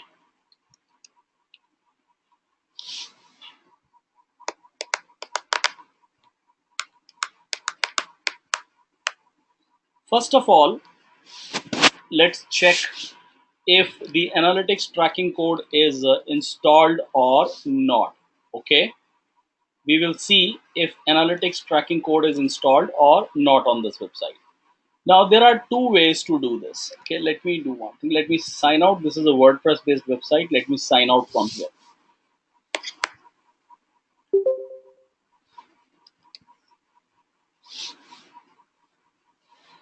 Okay, so there are two ways to check if Google Analytics is integrated on the page that you are viewing or not. Number one, you can right click on the non-link and select view page source, as Praveen rightly said, in a browser like Chrome and Firefox. Okay, and look for something called UA dash. Okay, the Google Analytics tracking ID string starts with something called UA dash. Okay, it starts with these uh, characters, uh, alphabet, capital alphabet U and A, and then a dash, UA dash. And we could see this. We could see this. So we have found it, and it is in the head section of the website. You can see this. Every HTML page has broadly two sections. One is called head and another is called body. Okay, head is closed, so you can see this is the opening head tag. The closing head tag will be with forward slash and head. Let's see that. Scroll down and let's check where this head section is ending. Closing. Yeah, here it is. So we can see this code is present within the head section, right? This is where it should be. The another section is body section. We don't care what these sections are, and we don't have to write a single line of code. So you don't have to worry about if you are looking at the code complexity. The code I am showing you over here, this one, it is generated automatically for you when you add your property. When I say property, your website, when you add your property to your Google Analytics account. So this is generated automatically, and how it is added, that part I will explain you. Your developer can do this, and believe me, most web developers can do this without any problem. It's such a simple thing, and you can also do it. I will tell you this part later. Okay, so just to remind you, there is nothing to worry about the code complexity. We will not be writing any code. Now this is one way of checking it. Another method of checking if Google Analytics is present on the page or not. Okay, so let's check another website, which is this Peter Pan Writes. Okay, our dummy website, Peter Pan Writes. And we'll use the same method. Right click and view page source, and let's look for something called UA dash. Okay, so it is clearly not a standard code. We can see this is looking a little different. This is something else. This is not our code. This is not our code.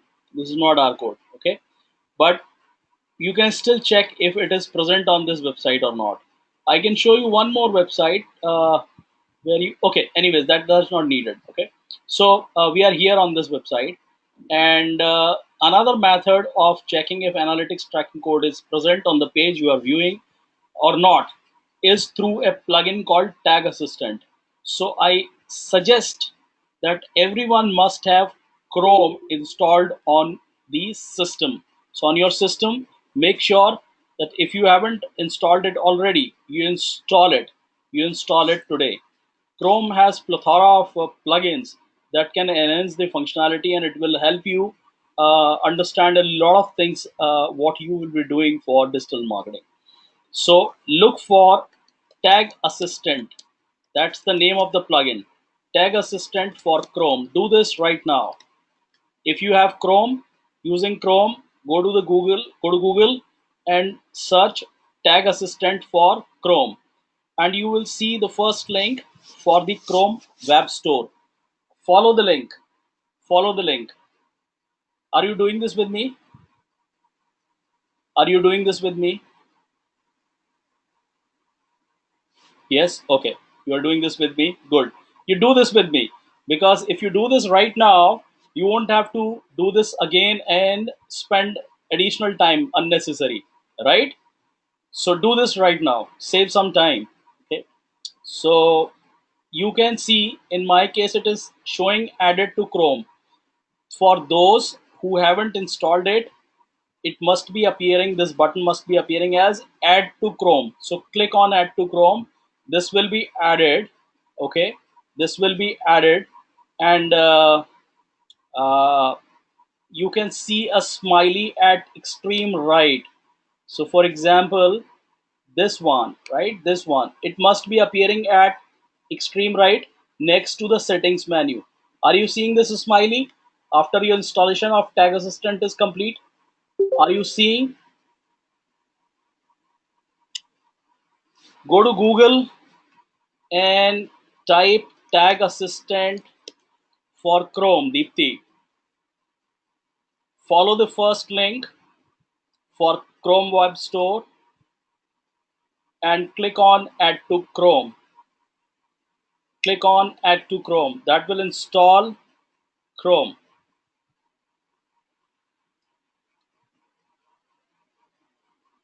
That will install Tag Assistant for Chrome. Deepti, done?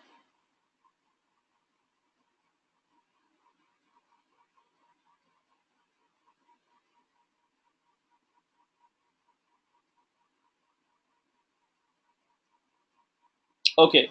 Now you are seeing this smiley at extreme right. Since I use this plugin frequently, so what I do, this is a personal choice. I drag it towards the browser address bar. So that's a personal choice. If you want to do that, do it. Okay. And click this smiley. It says the tag assistant is currently inactive in this tab. Click enable to turn it on. So enable this. Okay. Enable this. Click on the enable button. I'm waiting for you. Enable. Once you have enabled, it says the tag assistant has been activated and when and will analyze all pages on the current tab. If you want to see the issues for the current page, please hit reload. Where is the reload? This is the reload button in Chrome. Or you can press Control R if you are on Windows and Command R if you are on Mac to reload the page. So we are reloading this page. When you reload the page, this smiley turns into a number and it says it has found three tags. Result of tag analysis, three in total. There is something called Google Analytics. Okay, Google Analytics. This is so we have found Google Analytics on this page. Now green icons mean a perfect installation. Blue icon means a installation is okay, but there is a suggestion. So you can ignore that. That's okay. This is okay. Okay. If you see red or yellow, then you must check the error message and get it fixed. Okay. If you can fix it yourself, do it. If you can't do this, show it to your developer and get it fixed. Are we clear with both the methods? How do you check if Google Analytics code is present on the website or not? Are we clear? Are we clear? So it means there are two. Are they same or they are different? Praveen, are they same or they are different?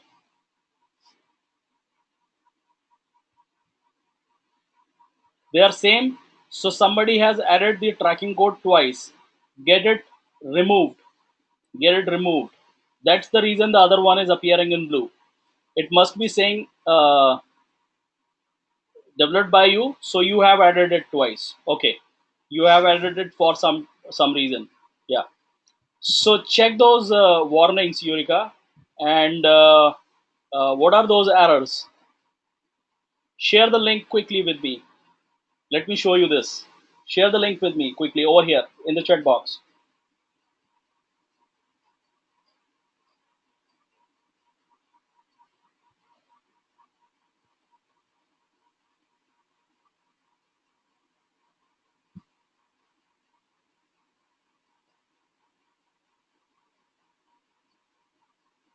No, no, forget it. The record option, I'll tell you record option later. It's not needed right now.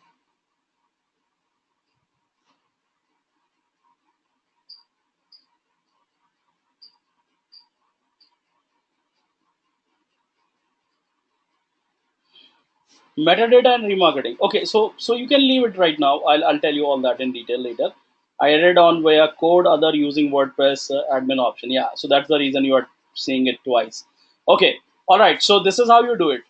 Now, when this code is executed when a page is loaded. Okay, please pay attention. When you visit a page, when a page is loaded, this code present in the page is executed and it has collected all this information. What all information? The URL of the page, the browser and the referrer and the location and the demographics, etc. So all that is collected, packaged and sent to analytics servers for processing. Sending this information is called a hit or an interaction. Okay, so every time you go to a page, code present in the head section is executed and collected information is sent to analytics servers. This is called a page hit. Okay, now we were not able to find exactly same code on the Peter Pan writes. There could be several reasons of this. Number one reason, you are using a plugin, okay, which is not adding the code directly to the page. It is probably it is probably using a JavaScript file which is being included in the page. So this may happen. Okay, this may happen. You may not be able to see this UA dash. Okay, but this is still present over here. And how do you know that this is present? You can use the tag assistant. This is the reason I told you you should use the tag assistant plugin instead of checking manually. Can you see this? This is perfectly installed. It is coming as green icon. Yeah, everybody, is that clear? Is that clear? Okay. Now you go to the other page. For example, we are going to the blog page. Now this is a second hit. We are going to this blog article. Are you a hygiene freak? This is a third hit. So I have had so far three interactions with the page, with the website: home page, blog page, and this article page. So three page hits have been recorded. Every time you go to a page hit occurs. Fourth hit now, because I have gone back to the home page. Are we clear? You are going to a page, and every time you go to a page, a page hit takes place.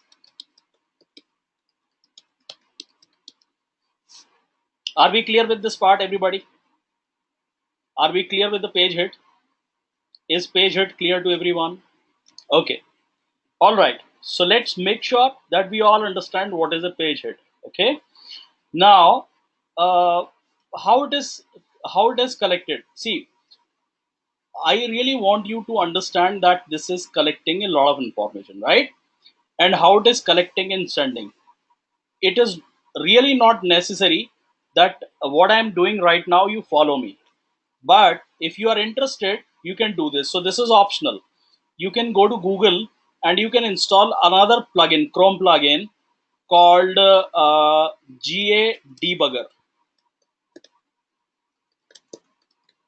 GA Debugger, and install it. Okay, so you can do this later. Okay, tag assistant was really needed.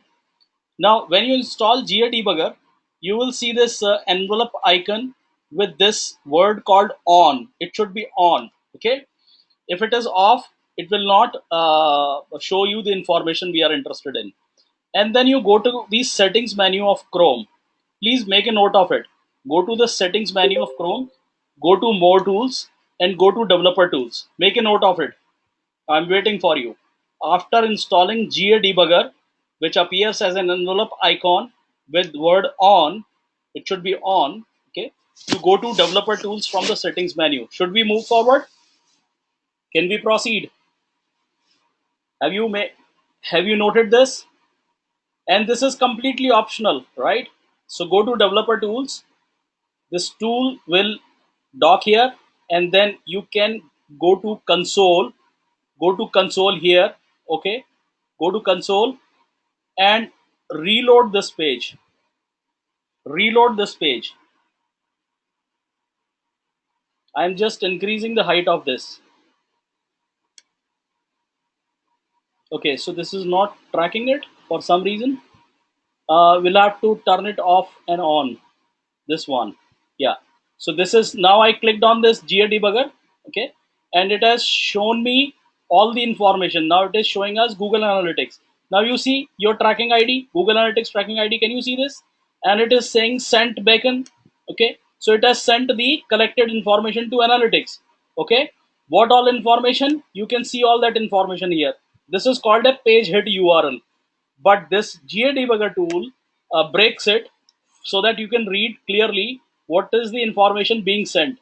For example, this is a hit type called page view. Okay, so page view hit has taken place, and now you can see the browser language is set to English United States. The page URL is kamash.co homepage. This is the screen resolution user has set. This is the title of the page. Okay, now I am going to the going to the blog page by clicking on this, and now you can see sent beacon again, and it is saying the the title is blog Kamash. This is the URL. The user is viewing. You can see this over here, and this is the language set, and this is the page hit, right? Page view hit, and all that. Did you see that how information is being collected and sent to analytics servers, and it is sending a lot more information.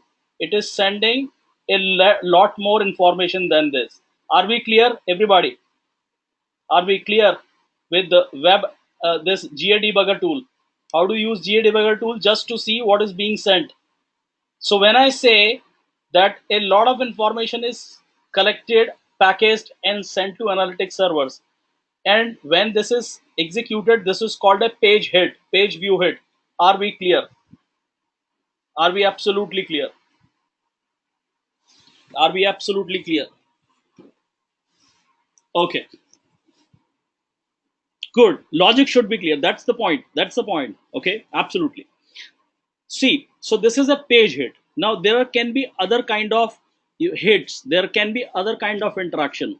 For example, a PDF manual download or an e-commerce transaction that cannot be tracked with the code present in the head section. For example, I'm here in the Vitara Brezza page. I'm going to the Vitara Brezza page, and you can see there are different kinds of interactions a user may have with this web page. First interaction is page load, right? Page hit has already taken place. One interaction with the website, with this web page. Second interaction, I applied a color. I applied a color. Okay, second interaction, but this cannot be tracked by the code present in the head section. Please bear in mind, this kind of interactions are on page interactions, and they cannot be tracked with the page hit, because for page hit to occur, your URL should change. It is not changing. It is not uh, uh, it is not changing. Okay, and if you are downloading a brochure, it can also not be tracked, because you cannot add JavaScript, because Google Analytics tracking code is essentially a JavaScript code. It cannot be added to a PDF file. So this can also not be tracked. Okay. And exiting to Facebook or Instagram or Twitter can also not be tracked, because you cannot add Google Analytics tracking code to a Facebook fan page or a Twitter handle or a Insta, or maybe your LinkedIn profile or LinkedIn company pages or showcase pages, etc. You can't do that. You can't do that.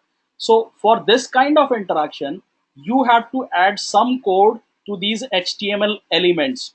You can think of them as buttons. Okay, you add some code to these buttons, and this is called an event tracking.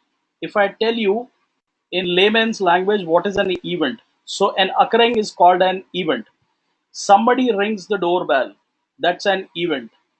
If nobody is at home, what will happen to the event? What will happen to the event? Nothing. The event will go void. The event will go void. There will be no response, right? But if somebody is at home, what will be the response? Either this person will shout, "Who's there?" or will open the door. Is that clear? Is that clear? If the ringing the doorbell event is occurring and somebody is at home, will respond to the event. If nobody is at home, response, there will be no response, the event will go void. Same is happening over here. If you have not added additional codes to these buttons, this interaction, this event will go void.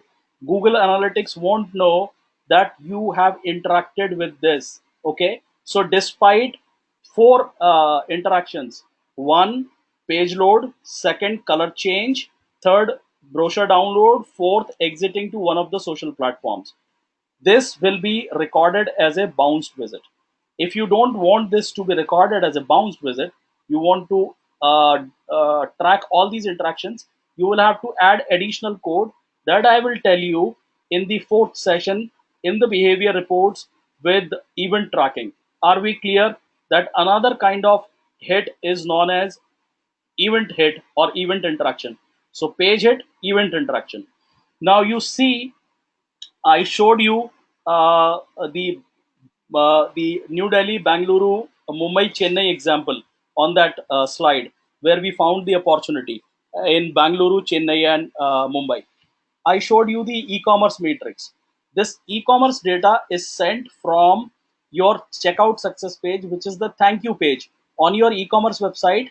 When somebody completes the order successfully, page sees a thank you page. It is technically called checkout success page. And on that checkout success page, you add e-commerce tracking code, which is sending the transaction information to the analytics servers. This is called transaction tracking or e-commerce transaction tracking. Third kind of interaction, third kind of hit. So as you can see, there are different kinds of hits, broadly three: a page hit, event hit, and e-commerce transaction hit. Are we clear that the e-commerce and event cannot be tracked with the code present in the head section? Only the page hit can be tracked. Are we clear with the first part, collection component, everybody? Is this absolutely clear? Okay. Did I explain you with details? Did I explain you with more details? Yeah, enough details, adequate details. Okay. Now let's understand what is the processing component of Google Analytics. You can think of processing component as the transformation step that turns your raw data uh, into something more useful.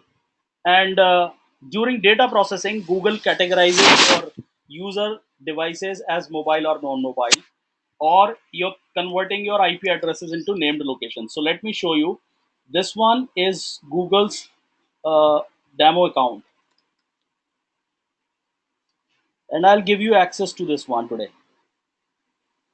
How many of you think that you don't have a website, so it will be difficult for you to practice Google Analytics?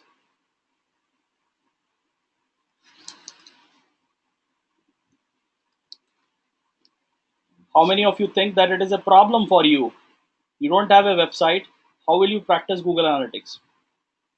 How many of you think that it's a problem? I mean, you have a website, but it is still a problem because you don't have a high traffic website.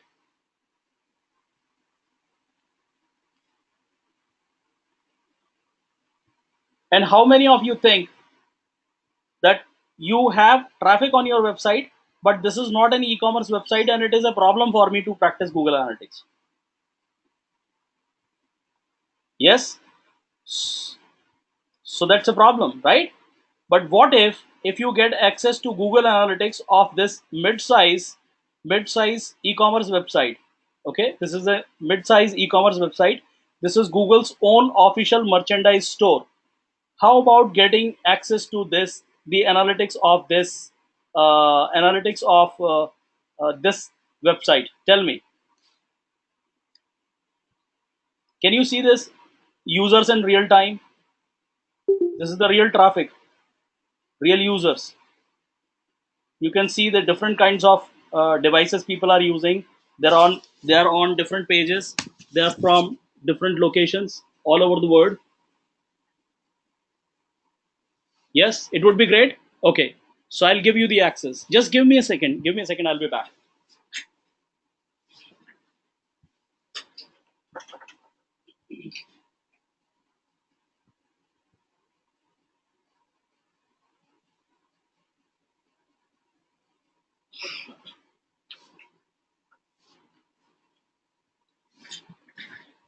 Yeah. Okay. So I'll give you access. I'll let you know how to access this. Okay. All right. Now, mm,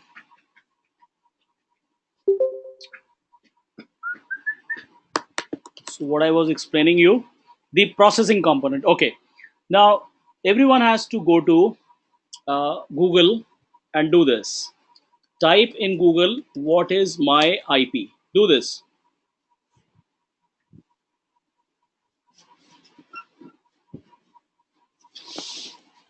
Type what is my IP and tell me if your public IP address is different than mine. Tell me if your public IP address is different than mine. You don't need to tell your IP address. Just tell me if it is different than mine. Different? Different? Okay. It is different? Okay. It will be different, of course, because the IP address is assigned at the router level. Okay, the device that connects you to the internet.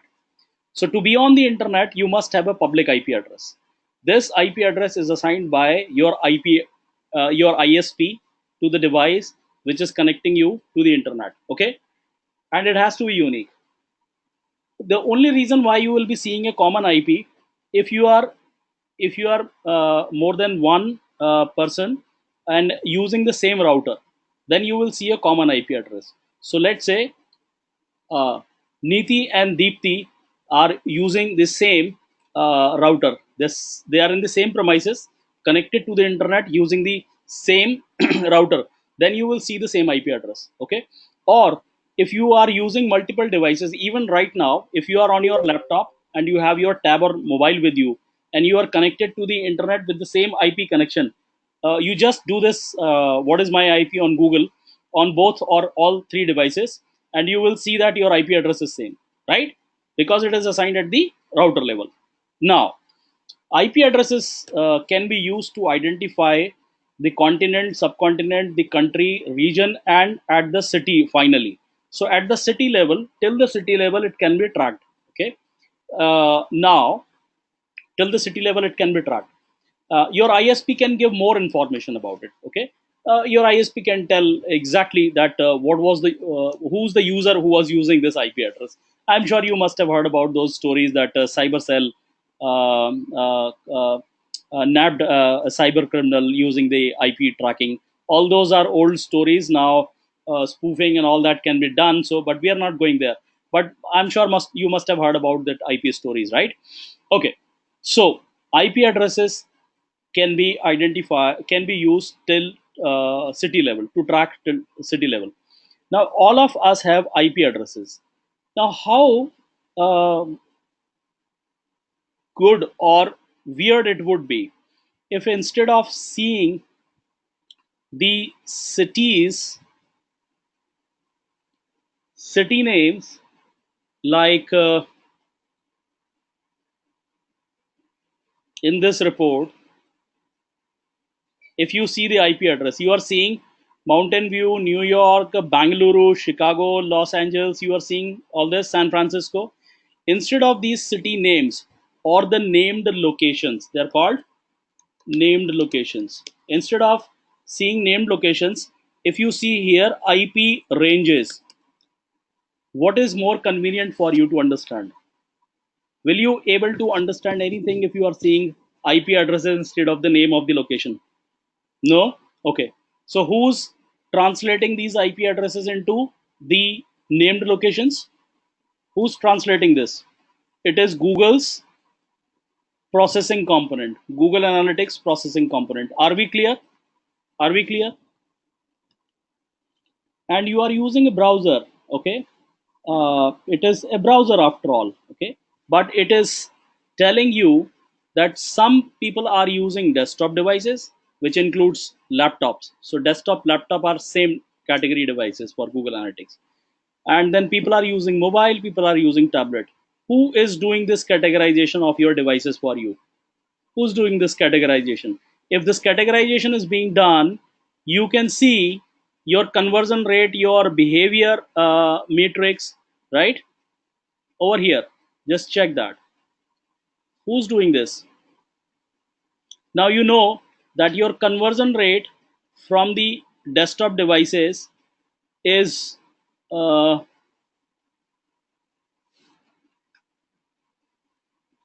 is 3.33%, but from mobile it is bad, it is just 0.22%, and from tablet it is a little better than this, but it is still bad. It is 0.24%. Yeah, can you see this? So how it is happening? Desktop, mobile, tablet, you will not be able to understand that there is some problem when your website is accessed from a mobile device or a tablet device, whereas there is no problem from the desktop device. Who's doing this categorization? It is Google's processing component. Yeah. Okay, so Amay, Jalal, Manik, Niti, Payal, can you hear me? Snehashish, can you hear me? Yeah, so it looks like Vikas is experiencing some problem.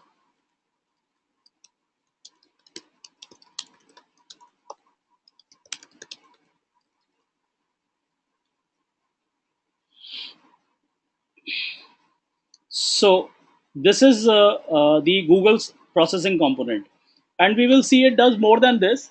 It does more than this. Are we clear with the processing component? Are we clear with the processing component? Now, what is the configuration component? Let's understand this with an example. Let's understand with an example. So your conversion rate is 4%, right? With this example, you have 100 users a day average, and you are getting 4 leads. Your conversion rate is 4%. Now let me ask you a question.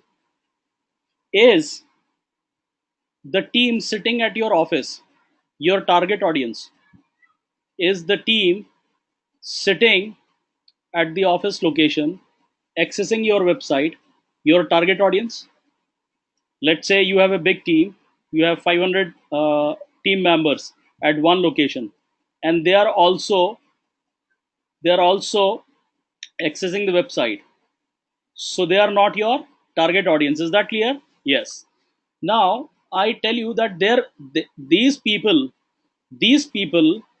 uh, are polluting your uh, analytics data. For example, uh, you realize this fact that they are not your target audience, okay, and you want to exclude them. So you implemented something called filters, and after some days when you are checking the report, you saw that there are average 100 users on your website after filtering out the traffic from office location, but the leads are still same, 4 leads average every day. What is your new conversion rate? What is your new conversion rate?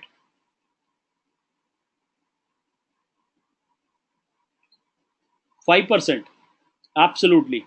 Now tell me, are they not polluting your bounce rate also? Are they not polluting pages per session? Are they not polluting average session duration? Not just the conversion rate, your team is polluting engagement metrics also. They're also polluting number of users, new users, sessions, everything. So your team is polluting your data. You decided to implement a filter. Yes, you decided to implement a filter, and then you filtered out that traffic. This is part of configuration. Is that clear? Is that clear? This is part of configuration. Are we clear with the configuration component? You implement goal conversion. You implement e-commerce tracking. This is part of configuration component. How you are seeing all this? This is part of configuration component. Okay, all these conversion metrics. So we will see more examples of configuration settings as the course progresses. Now, very important thing is once the data is processed, taking into account your configuration. Okay, so considering your configuration settings, the data is stored in the database and it cannot be changed once it is stored in the database. Are we clear? Once the data is stored, it cannot be reprocessed. Now the point is you implemented a filter and you said exclude this IP because this IP is your office IP. Okay, and by implementing this exclude IP filter, you excluded your office traffic completely from Google Analytics. But then you realized after some days that you wanted to see this as well, that what your team members are doing on the website, what your team members are doing on the website, and you removed the filter. So let's say this filter was active for 15 days, right? And you removed it on 16th day, and you are hoping that you will get the excluded data of this 15 days back into your Google Analytics reports. You will not get it because once the data has been processed, it cannot be reprocessed. Are we clear? Are we clear with this point? Now onwards, 16th day onward, you will start getting the office traffic once again into your Google Analytics reports. But for the period when it was active, the 15 days period, you are not going to get this back. You are not going to get this back. Clear? Are we clear? Okay. Now, what is the best practice? Do you think there should be? Do you think there should be uh, a method in which we should have three report sets? One report set which has total traffic, one report set which has total traffic, another report set in which you have your real user traffic after excluding office traffic, and third report set which has only office traffic. How about having these three report set? How about having three report set instead of one? Yes, making sense? Are we connecting here, guys? Yeah. So instead of one report set, we will have three report set at least, and this will solve the problem. We work with several businesses. I shared with you that we are in the online growth. We help businesses to grow online. That's what we do.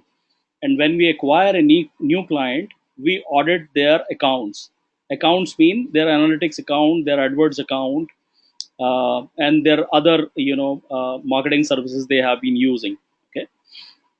And I have unfortunately not seen anyone following the best practices. Their agencies, they are good at AdWords, there is no doubt about it. Okay. But they are most of the time not following best practices. For example, in Google Analytics, okay, they are doing everything on one report set. It means their in-house team or the external agency, they are using only one report set, doing all the experiment on this one report set, polluting their own data. So sometimes it is of little use, and at worst, where they completely screw up, it is of no use. Are you getting my point? So, as I promised in the beginning of this session, that you will be using web analytics like a pro, your measurement infrastructure like a pro. So, I will be sharing the best practices with you. Yes? Okay. So, this is one example where people screw up their own data. Okay. And they are not even realizing it. So, these are the three components. The fourth component is where you see the report. So you can see the reports as analytics.google.com. So what we are seeing over here is the reporting component of Google Analytics. Okay, the fourth component. This can be accessed as http colon slash slash analytics.google.com. Okay, analytics.google.com. So this is the web interface. Another method of getting this data is using core reporting API. But you don't need core reporting API in most of the cases. Core reporting API, okay, so API stands for application programming interface. And if you come from the development background, or you have a development team and you are working on a desktop app, a web app, or a mobile app, and you need Google Analytics data, then only you will be using the core reporting API. One such example is this plugin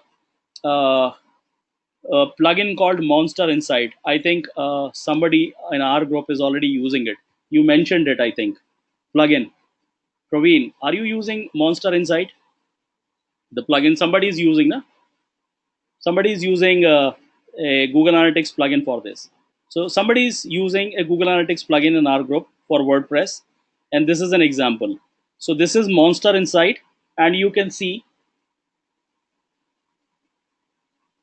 and this is fetching your Google Analytics data within WordPress dashboard. Can you see this? Sessions, page views, average session duration, bounce rate, device breakdown, new versus returning users, the pages people are viewing. Are you seeing? This is coming from Google Analytics, and this is the implementation of core reporting API. Yeah, so they are using code to get this. Are we clear? If you are not developing any application, you don't need core reporting API. Okay, so we are clear. Okay, now let's understand more things fundamental. Okay, See, I hope now you are getting the sense of it, that why I am explaining you so many things which are very important to understand before we jump into the report analysis. Is this clear? When I start explaining you these reports, and don't worry, I am showing you my reports, these reports randomly, only to explain my examples in a better way. Okay, I will be explaining you all these reports sections step by step. How do you get this data? How do you read these reports? But before that, understanding all these things is very very important.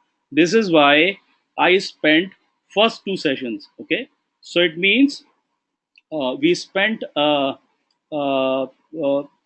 minimum of 6 to 7 hours, okay, on only on understanding the fundamentals of Google Analytics and general analytics. Once we are clear with them, you can use any analytics systems, because you know the all the technical terms and how it is done logically.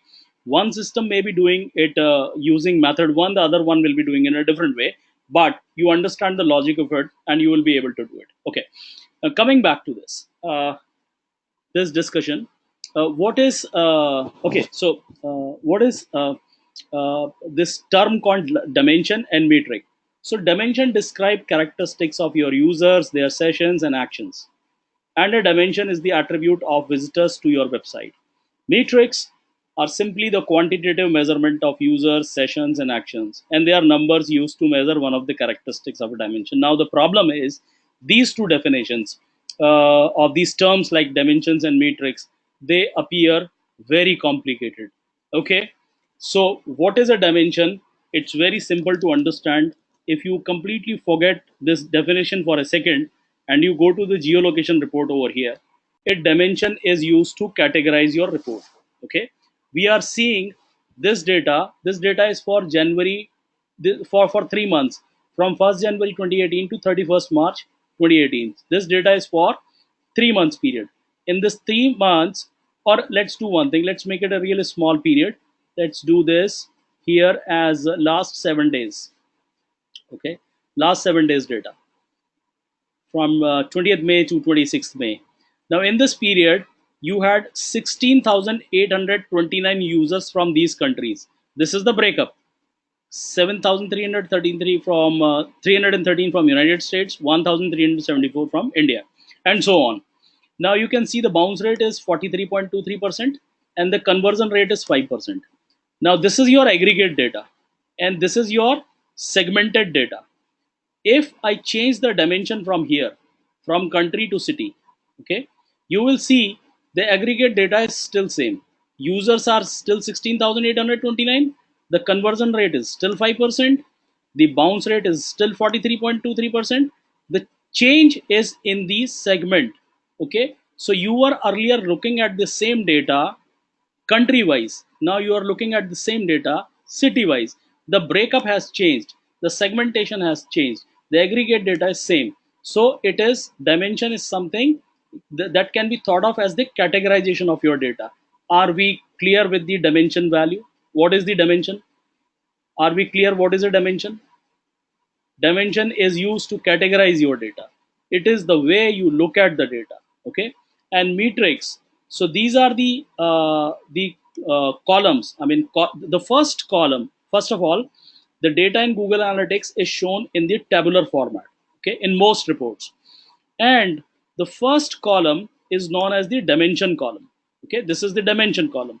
These are the dimensions. Okay, San Francisco, New York, Sunnyvale. And if you go to the country, this is the dimension column and these are the dimension values. Okay, United States, India. Okay, and if I click on United States, it will show me the regions, the states or provinces of United States: California, New York, Texas, Washington, etc. So uh, this is how it is. Now, next to the dimension, these are the metrics. Metrics are just the numbers. They tell you the exact number or averages. For example, in this period from United States, all the states of United States, you had 7,333 users, 7,313 users. So this is a fixed number. Now you had 686 transactions. This is the revenue that you generated. Now this can be, matrix can be averages. For example, bounce rate is 29.74%. Okay, the average session duration is 3 minutes 13 seconds. The conversion rate from United States is 7.34%. So metrics can be averages also. So these are the metrics explaining you one of the characteristics of your users. For example, if I go to a city report worldwide, you will see that the bounce rate in general on this website is 43.23%, but bounce rate for San Francisco users is 22.38%. The conversion rate is 5% for this website, but the conversion rate for New York users is 8.56%. These metrics are defining one of the characteristics of the dimension. So dimension is New York. The characteristic is, or the attribute is, that the New York visitors convert at 8.56%, or their bounce rate is 27.63%, or they spend this much time, or they view this much, these many pages. Same goes with all other dimension values. Are we clear with dimension and metrics? Are we clear with dimensions and metrics? Any confusion? Any confusion?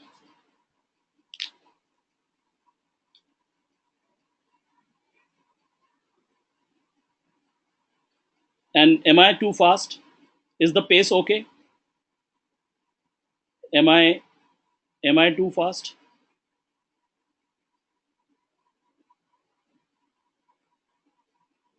So where you are finding we have covered a little fast, Deepthi.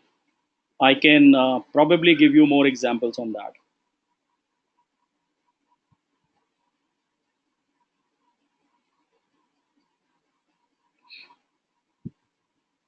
So no worries. I can explain more.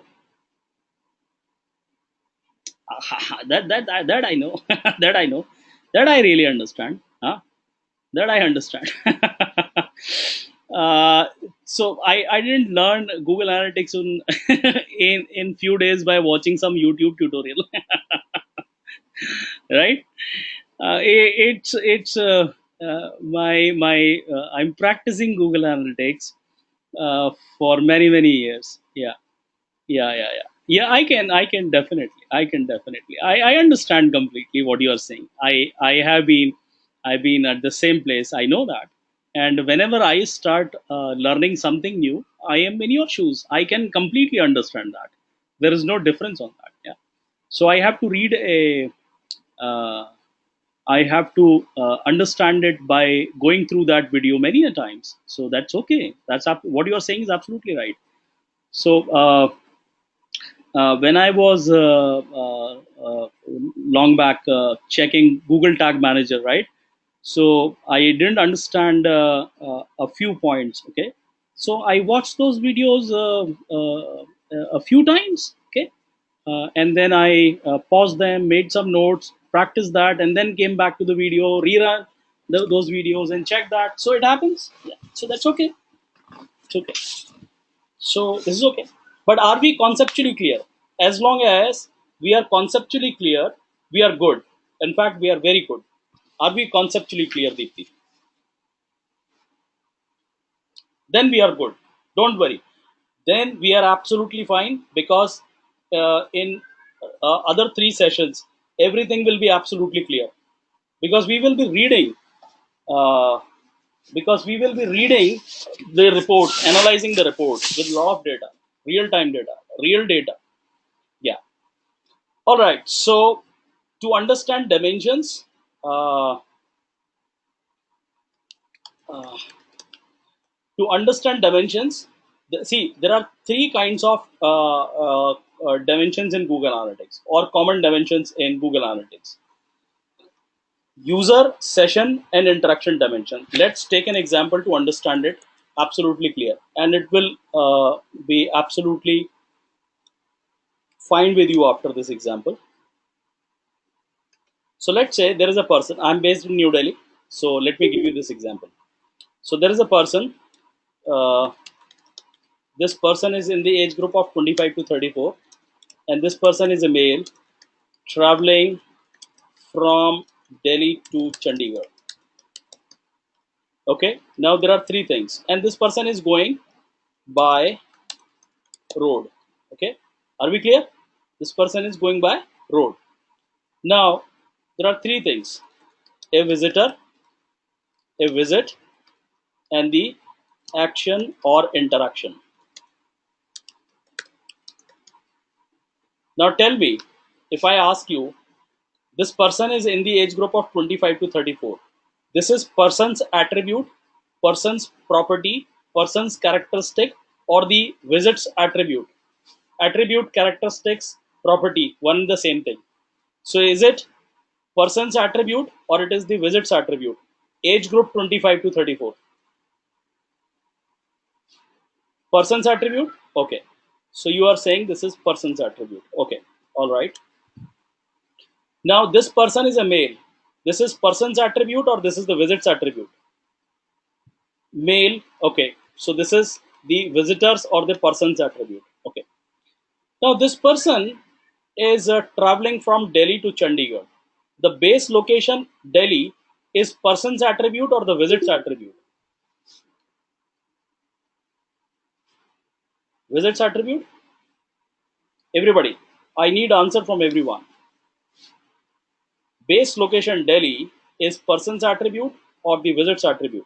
Visit's attribute. Most of you think it's visit's attribute.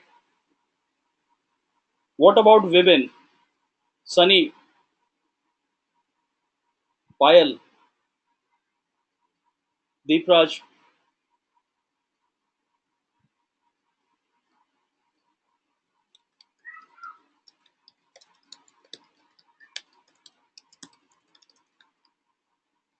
So this is, you are saying, visit's attribute. Okay.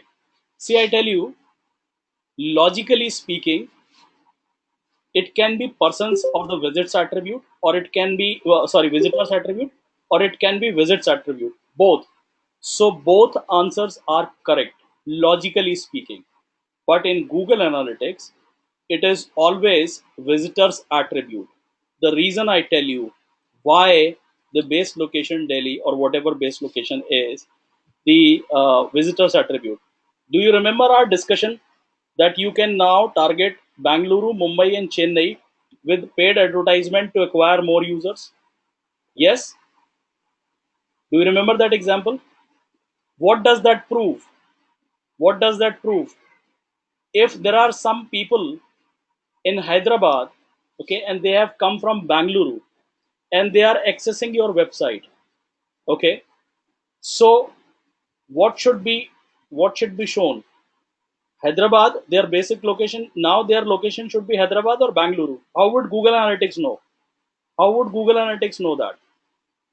No, but the point is, how would Google Analytics know? You are in Hyderabad, you are from Bangalore, you are traveling, you are in Hyderabad, you are accessing the website. Now you are basically, now you are accessing the website from Hyderabad, right? But tell me, when we were looking at the number of users from Bangalore, is is everybody accessing the website from Bangalore is an outsider traveling to Bangalore? No, that's not. Majority of people accessing the website from Bangalore are actually based in Bangalore, isn't it? Majority of traffic coming from Bangalore to your website is of the people who are based in Bangalore. They are not the people who are in Bangalore for some official or personal visit. Is that correct? This is why we said that target Bangalore. If we consider this as the visits attribute, we will never be thinking Bangalore, Mumbai, and Chennai in our example as the opportunity. Are we clear? Absolutely. Why Google Analytics considers the base location is as the visitors attribute and not the visits attribute. All right, great. We are doing good. Okay. Now, this person went to Chandigarh by road. Is it visitors attribute or the visits attribute? You can go to Chandigarh by air, by road, or by rail. This person went to by road. Is it visits attribute or the visitors attribute? Think again. Think again.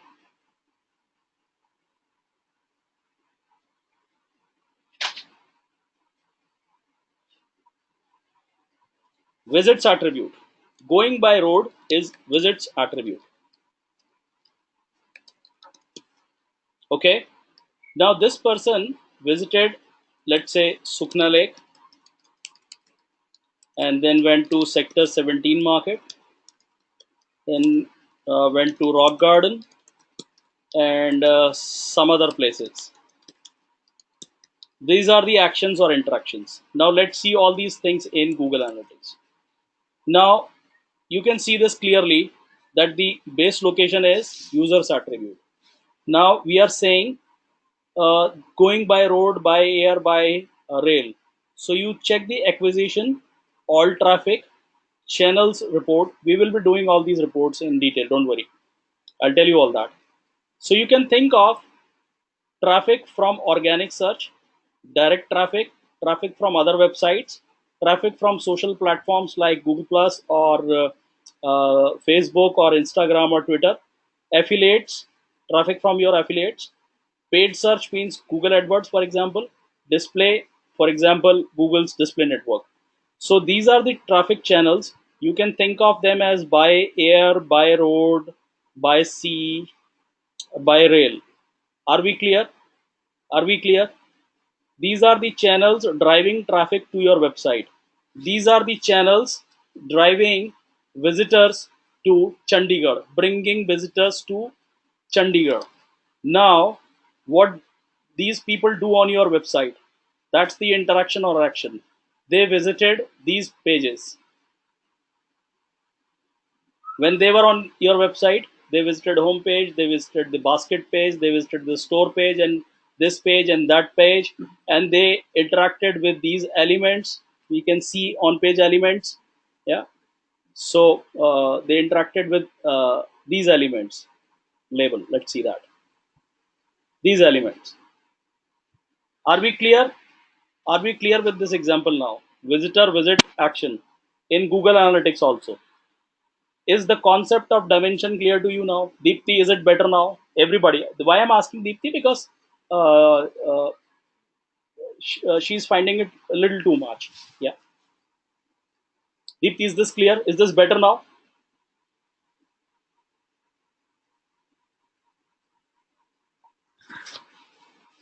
See, and if you still have any doubt, okay, don't worry. I will make sure that all your doubts are cleared in the subsequent sessions. Because what is the point of attending a live class if we still go with the doubts, isn't it? So this is all about metrics and dimension. We have already talked about it. Metrics help you understand the behavior of your users, the bounce rate, the conversion rate, the time they are spending, and all that. They count how often things happen, the total number of users, and then they can be averages, and then you can define goals and all that. All these are things. Okay, so there are audience, behavior, and conversion metrics. You can see that. Okay, let me show you one report where you can see all that. So there can be three kinds of metrics. Acquisition metrics talks about how you are acquiring users. Okay, number of users, new users, total visits on your website. Behavior we understand very well. Conversion we understand very well. So there are three kinds of metrics. You can see this on my slide also. Now let's understand. We have been talking about visitors or users all the time. How visitors or users are identified. So how Google Analytics identifies us as a unique user, first of all, and then a repeat versus new versus returning user. Yeah? Are you wondering how it is identifying 6,829 users? How does it know that the 20%, 21%, 23.1% are returning visitors and 76.9% are new visitors? How does it do it? So what happens when you visit a website like this one very first time, which has Google Analytics on this page? Okay, when you are visiting a website very first time which has Google Analytics tracking code integrated, it plants a small text file at the browser level. I am repeating, it plants a small text file at the browser level, and this is called a cookie. In this cookie, Google Analytics, the cookie name is underscore GA. In this cookie, Google assigns you a uniquely identifiable random number. Okay, and If you want to check what your number is, you can do this by going to developer tools in Chrome, go to more tools and go to developer tools. From here, settings menu, more tools, developer tools. Okay, I'm just waiting here for for a few seconds so that you can make a note of it. Settings menu, more tools, developer tools, and then you go to application here, and then under storage you will see something called cookies. You will find the domain, the website you are visiting. So we are here on kamash.co, and look for this cookie called underscore ga, and this is my number. If you visit this website, you will see your number is different. Your number is different. So it assigns a random, uniquely identifiable number. This is how it identifies us as a unique user. Now, this number is sent to analytics servers with page hit. If you go to console, you will see this client ID is being sent to analytics servers. It is 1539 blah blah blah ending as 539. So this is 1539 ending as 539. So this is my number being sent to analytics servers. Now, if you are visiting this website very first time, this number doesn't exist in the Google Analytics database. So you are a new visitor. When you go to when you go to this website again after some time, your next visit, you will be treated as a returning visitor, because now this number exists in Google Analytics database. This is how Google Analytics identifies us. First of all, unique users, and then new versus returning visitors. Are we clear? Are we clear, everybody? Are we clear how we are identified as unique first of all, then new versus returning? Okay, clear? Now there is a little problem. If you go to the same website using a different browser, for example, let's launch Firefox.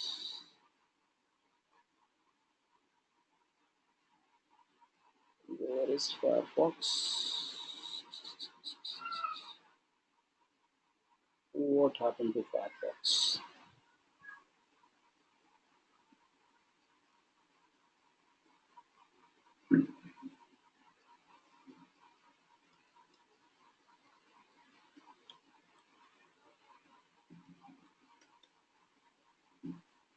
Okay, the icon has changed of Firefox. I was looking for the same old icon. Okay. Now I'm going to the same website, kamash.co, co, and I will go to the settings menu of Firefox. Then I'll go to preferences over here. See, you really don't need to do this. You only have to understand what I'm doing. And then you go to privacy and security. Over here, you will see uh,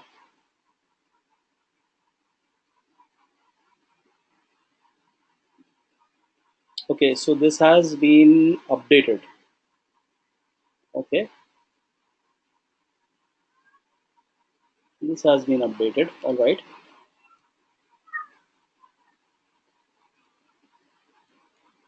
Yeah, here it is. Okay, my bad, I couldn't find it. Okay, so here it is. uh, Cookies. If we look for cookies here,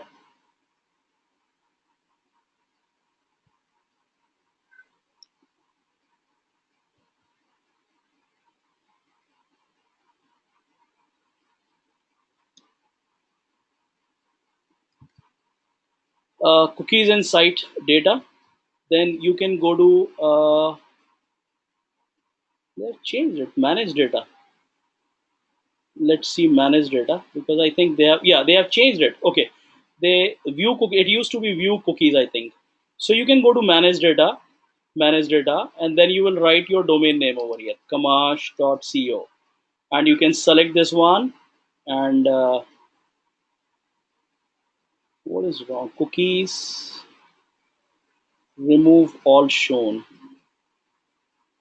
It's not showing us. What's wrong?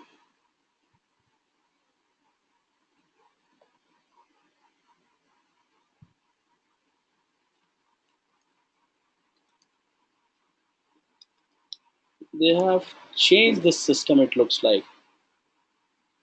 Uh,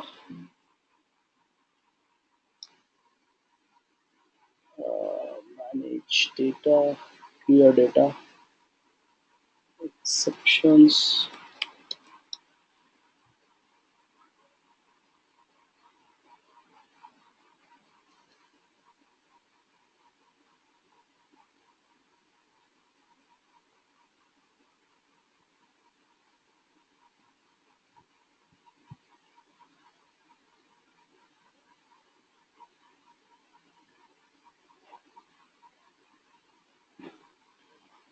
This is strange. I cannot see cookies here. That's strange. History, cookies inside data, because it used to appear here. Change performance exception. Manage data. It is showing you the number of cookies, but it's not showing us the cookies from here. Okay, I could remove it, but I cannot see the cookie. Okay, not a problem. Let's do this. Let's do this using.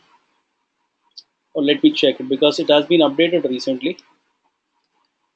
Where can I see cookies? Firefox. One second. What version it is? Let me see.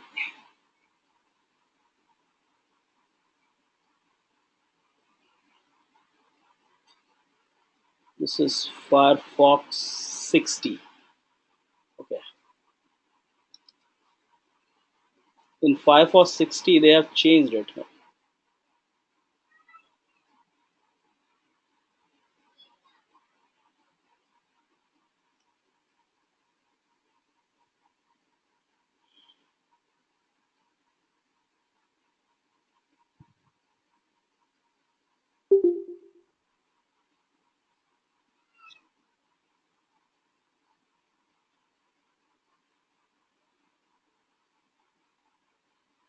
They've taken under history.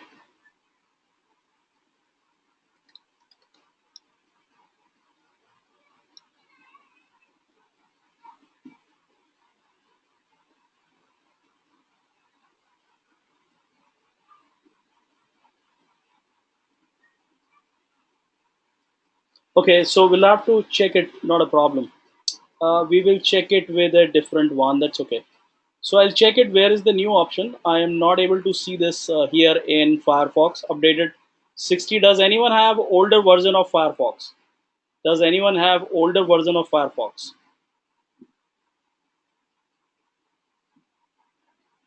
So check this over here. Go to settings, this menu, and go to preferences. Go to preferences, and then you will see cookies. Okay. Then you will see cookies. Go to settings, preferences, and then under the privacy and security, you will see cookies and view cookies. You will get the option to view cookies. You're not getting an option here for viewing cookies.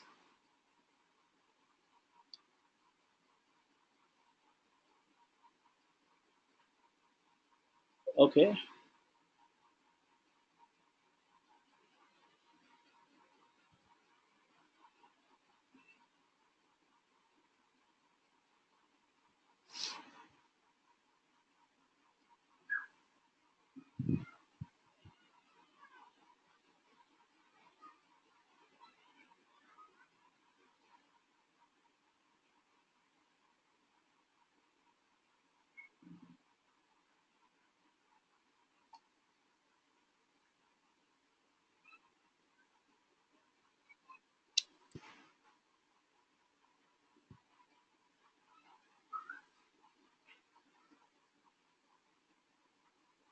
Okay, so I tell you an alternative method, not a problem. Okay, it has removed it. Oh, maybe. Anyway, so I can still tell you, not a problem. What you can do, right click on it on the page you are viewing, and go to inspect element. and then go to storage over here, and you will see cookies underscore kamash dot. You can see that the domain name. Can you see this? Can you see this? Can you see this over here? We can still see this. So there is a way, that's not a problem. If they have removed that option, that's okay. And we can see the number. That's my number, right? That's my number over here. Now, what I'm going to do, I will copy this from here. Let me see if I can copy it. That was an easier method actually for copying. This one is not that easy, copying this number. Yeah, now I can copy it. Okay. Now I can copy. Okay. A lot of time it took. So this is my number. Now you see in Chrome, and look at this one is in Firefox. It wasted unnecessary 5 minutes today. So look at this. Are they same numbers or they are different? They are same numbers or they are different numbers? They are different numbers. Everybody, they are different numbers. So the point is, Google Analytics is treating me as different users, whereas I'm the same person using the same laptop, hitting the same website. The only difference is I'm using different browsers. I'm using different browsers, and it is treating me. It is treating me different users. Now, because cookies belong to browser, that's right. Now tell me, can you trust this data? Returning visitors and new visitors, can you trust this data? No, you can't trust this data. Not much. Okay. So tell me, what is your favorite browser? Write the name of your favorite browser. Write the name of your favorite browser. Chrome, Chrome, Safari. Okay, Chrome. So do you use a browser other than your favorite very often, frequently? Do you use a browser other than your favorite very frequently? Everyone has to answer this quickly. So most people don't use it. You all are somehow more technical than any end user, isn't it? You all are in this group are more technical than anybody else in general. Is that correct? Now think of as a layman. Most end users are using one browser. Can you trust this data? Can you trust this data to some extent now? What difference it will make if it is not 23.1 and just 20? What difference it will make if it is 80% and not 76.9%? No difference, because we are here to understand the patterns. We are here to understand the patterns, not to judge the accuracy of the Google Analytics. And the fact is, you have more new visitors than returning visitors. So your analysis will be correct. There is no problem. There is no problem. This is not even, the difference would not be a very significant one. This is okay. And Edwards covers it beautifully. We'll talk about if time permits some other time. Okay.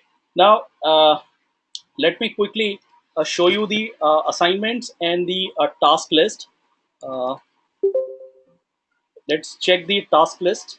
And if you allow me for another 10 minutes after this task list discussion, we'll finish this topic called sessions.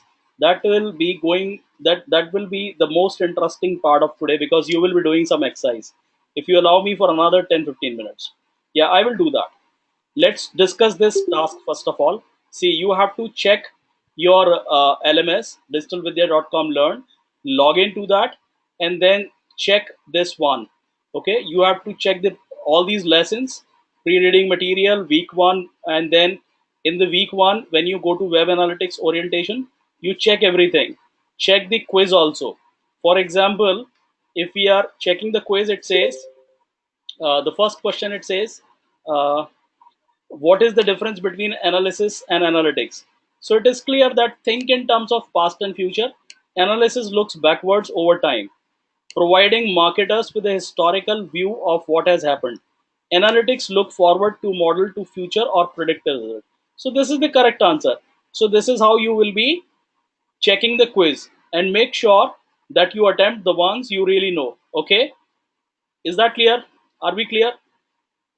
Quiz part.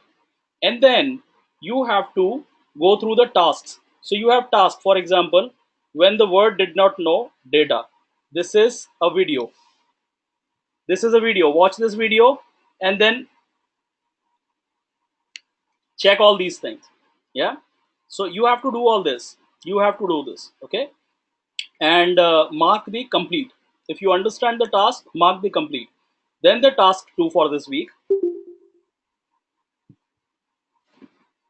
create Blogger or WordPress blog and connect with Google Analytics.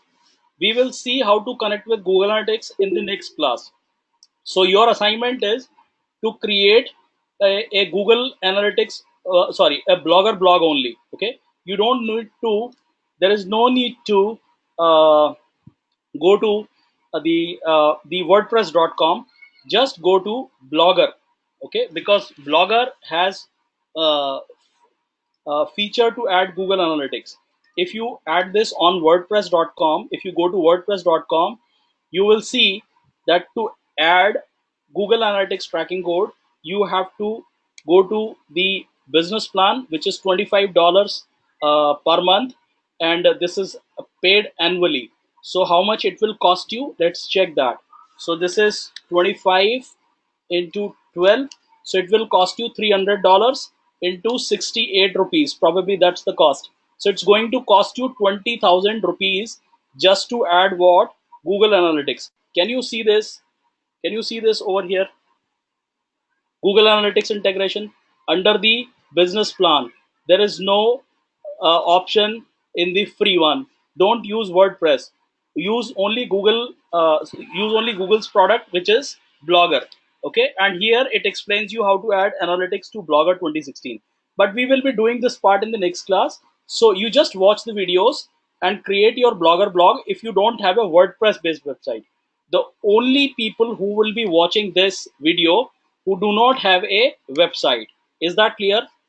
This tutorial is for the people who do not have a WordPress based website. This is it. If you have a website, you don't need this. So this is about the tasks and the quiz in your what do you call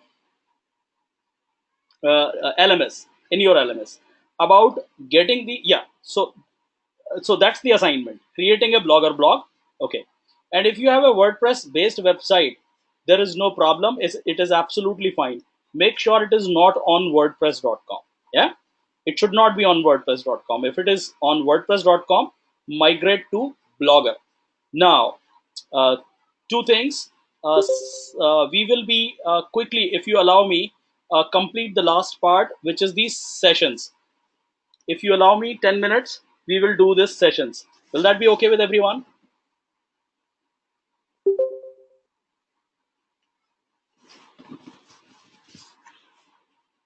Okay, thank you. So a visit can be defined as a period of consecutive activity by the same user. And in Google Analytics, a session or a visit persists until a user stops interacting with the site for 30 minutes. Let's understand this by going to Digital Vidya's website. So I am on the Digital Vidya's website at 9 p.m. for example. Okay, I am on the home page of Digital Vidya at 9 p.m. Okay, at home page, uh, on the home page at 9 p.m. Then I do not go to any other page. By definition, an inactivity period of 30 minutes will mark my visit to the website over. So it means if I do not go to any other web page in next 30 minutes, my session expires at 9:30.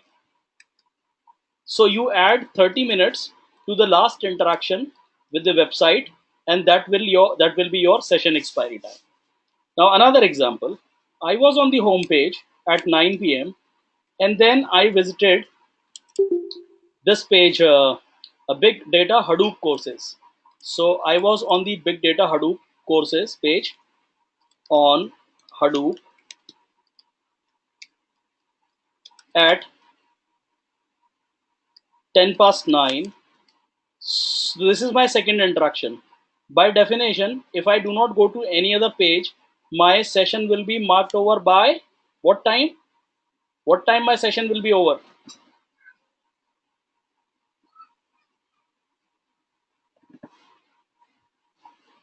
You had 30 minutes to 10 past 9, last interaction, 9:40. Very good. You get it right. Absolutely. Yes, you all got it right. So you just add 30 minutes to the last interaction you had with the website. Third example, I was on the home page at 9, on Hadoop page at 10 past 9, and then I was on the big data. I was on this data analytics, data science using Python page at 9:35. So over here, let's say data science using Python at 9:35. What time my session will be marked over? 10:05. Oh wow, Eureka is very fast. That's great. Yeah, Pratima. Yes, that's great. Absolutely right. So what you are saying is correct. 10:05, my session will be marked over. Now let's calculate the session duration. What is the session duration? Session duration can be calculated as last interaction time minus first interaction time. That is how you calculate it. By this, my session duration in this case would be of what? What is the session duration? Tell me.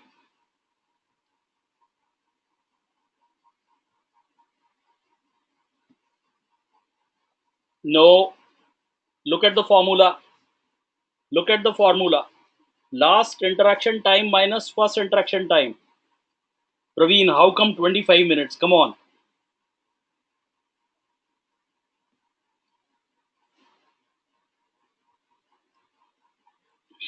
Yeah, 35. 35 minutes. See, remember, session expiry is not your last interaction. This is the last interaction. Session expiry is last interaction time plus 30 minutes. Session expiry, let me write it for you. Session expiry is last interaction plus 30 minutes. And session expiry is not last interaction. Please bear in mind, session expiry time is not last interaction. Okay? So by this, the session duration will be of 30 minutes. Tell me, is this clear to everyone? Everybody, is this clear? Anybody who has any doubt, tell me please. What is the session duration in this case? What is the session duration in this case? Second case.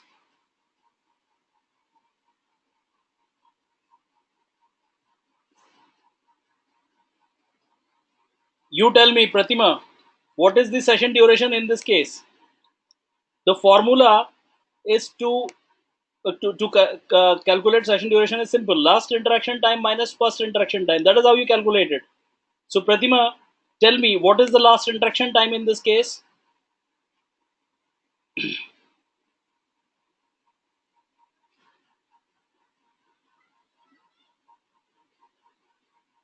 Even if you are giving a wrong answer, give a wrong answer. There is no problem. There is no problem, okay? Because we are practicing it. I completely understand if we give wrong answers. So there is no problem in it, okay? I have done goof up so many times. I have done stupid things a lot of time.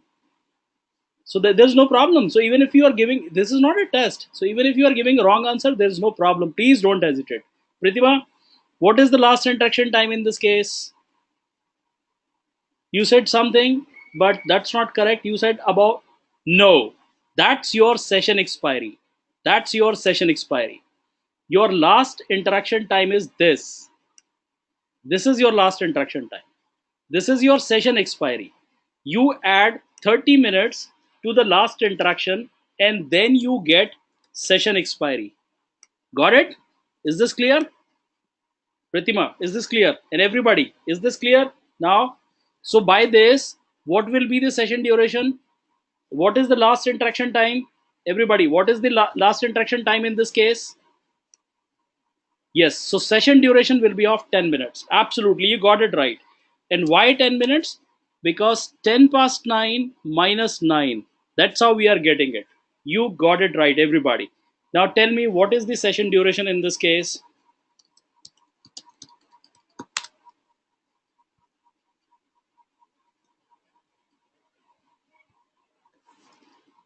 What is the session duration in this case?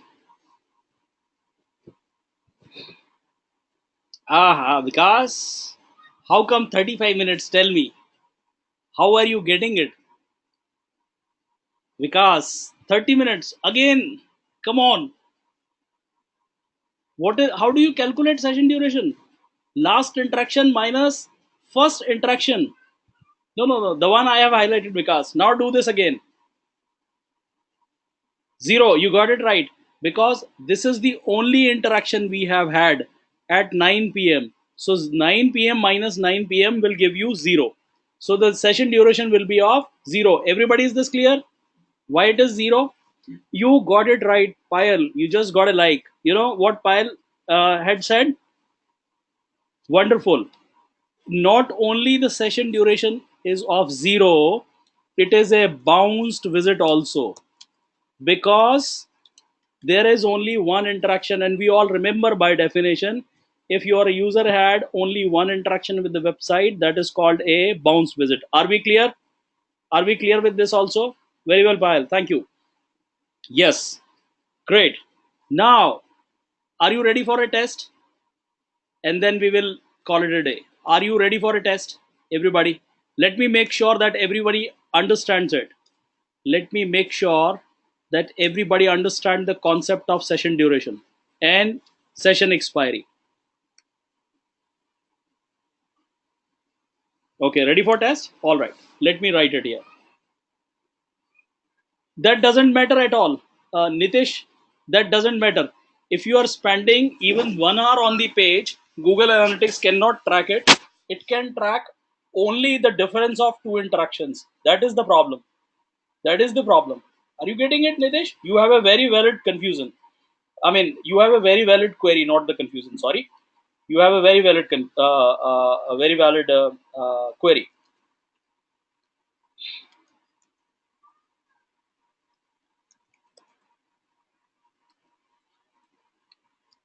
Now, this is the question. This is the test. Tell me the session expiry and tell me the session duration. Everyone has to tell. Everybody has to tell.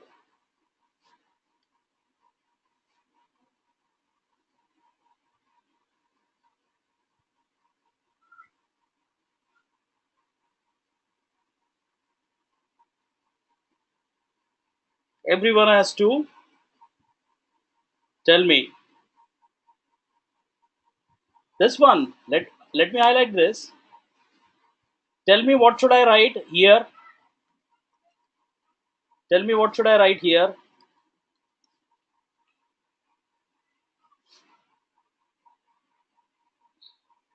Okay, Praveen is saying 15. Okay, expiry 10:30, duration 45 minutes. Okay,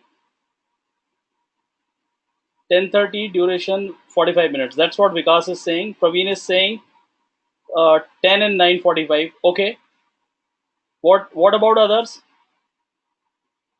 Give a wrong answer. I am okay with that, but give me an answer. Expiry 10:30 and duration 1 hour. Okay, Eureka. Session duration 1 hour, expiry 10:30. Okay, and most of you are saying this, that expiry at 10:30 and session duration is 1 hour. How you are calculating? You are calculating the last interaction minus first interaction. This is how you are calculating the session duration. This is of 1 hour. Is that you are is that your way of calculating it? 60 minutes. Yes, and you are adding 30 minutes to the last interaction. That's how it is 10:30. This is how you are doing it, everybody. Anybody differs from this? Anybody differs from it? So the last interaction time minus first interaction time gave you 60 minutes or 1 hour, and adding 30 minutes to the last interaction gave you the session expiry, which is 10:30. Is that correct? Anybody? Anybody who differs here? Praveen, is this clear? Is this clear, Praveen? It will be 1 hour. Okay. Web analytics, that doesn't matter. That's a page. That's a page. Web analytics page.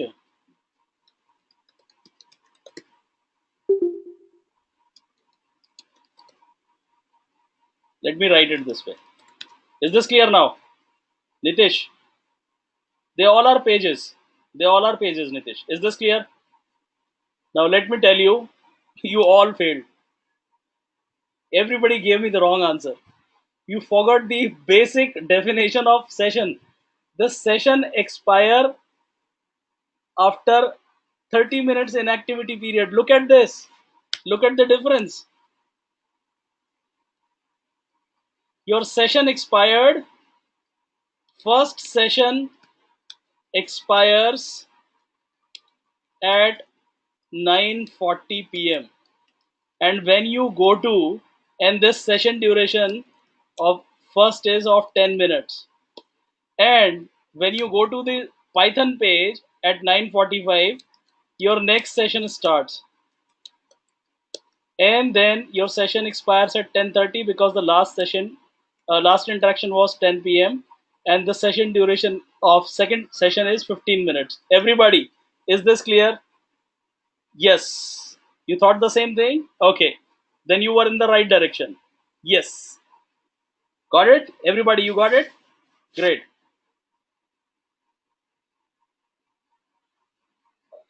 Yes, probably, but you were not sure.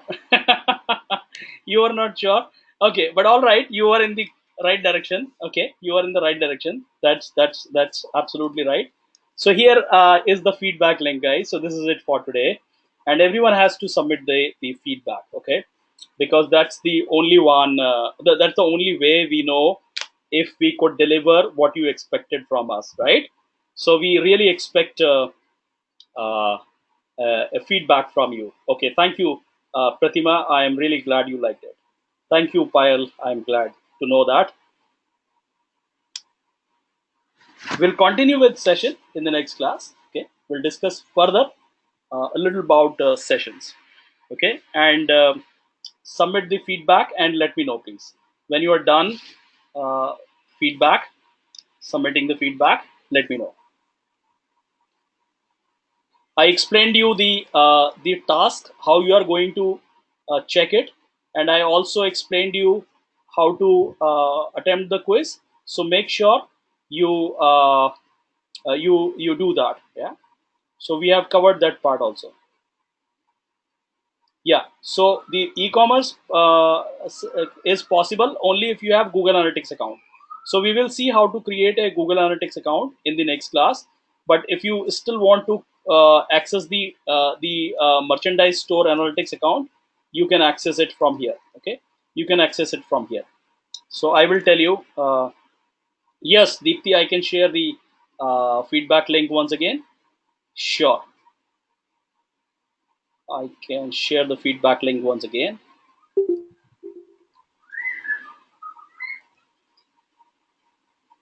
Yeah, thanks, Snehashish. Deepthi, here is the feedback link once again. Thanks, Payal.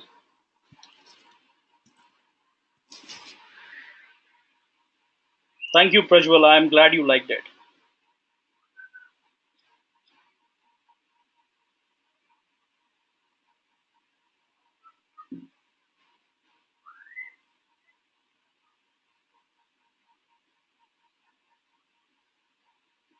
Thank you.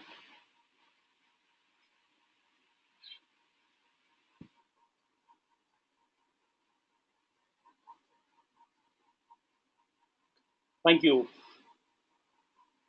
Praveen, and everybody. Thank you. So this is it for today. Uh, it's late. Enjoy your meal and enjoy your rest of your Sunday. Uh, any Problem in platform. No, I didn't understand your question. Pile, I didn't understand this question.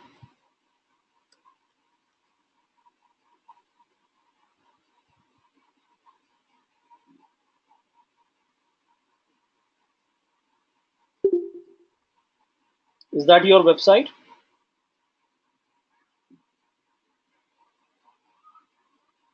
Yes, Praveen, you can ask question. There's no problem. Okay, okay, okay. You are okay. You are hearing a sound. Okay, is anybody also hearing a background noise? Anybody hearing a background noise? No. Okay, Sunny is saying there is no background noise. Uh, Praveen, web analytics will help you, optimize your campaigns, your AdWords campaign and other campaigns.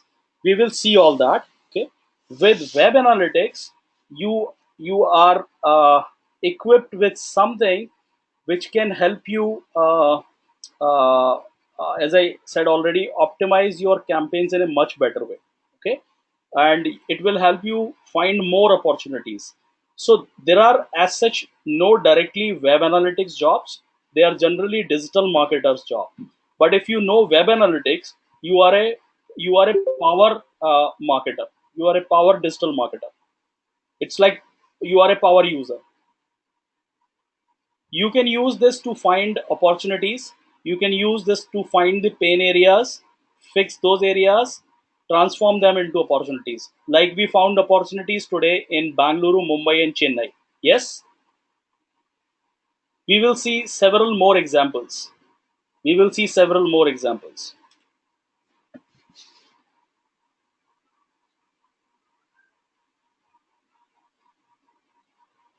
Okay, any other questions? Any other questions? This is it. Okay, so all right then, I'm signing out for the day. Bye bye.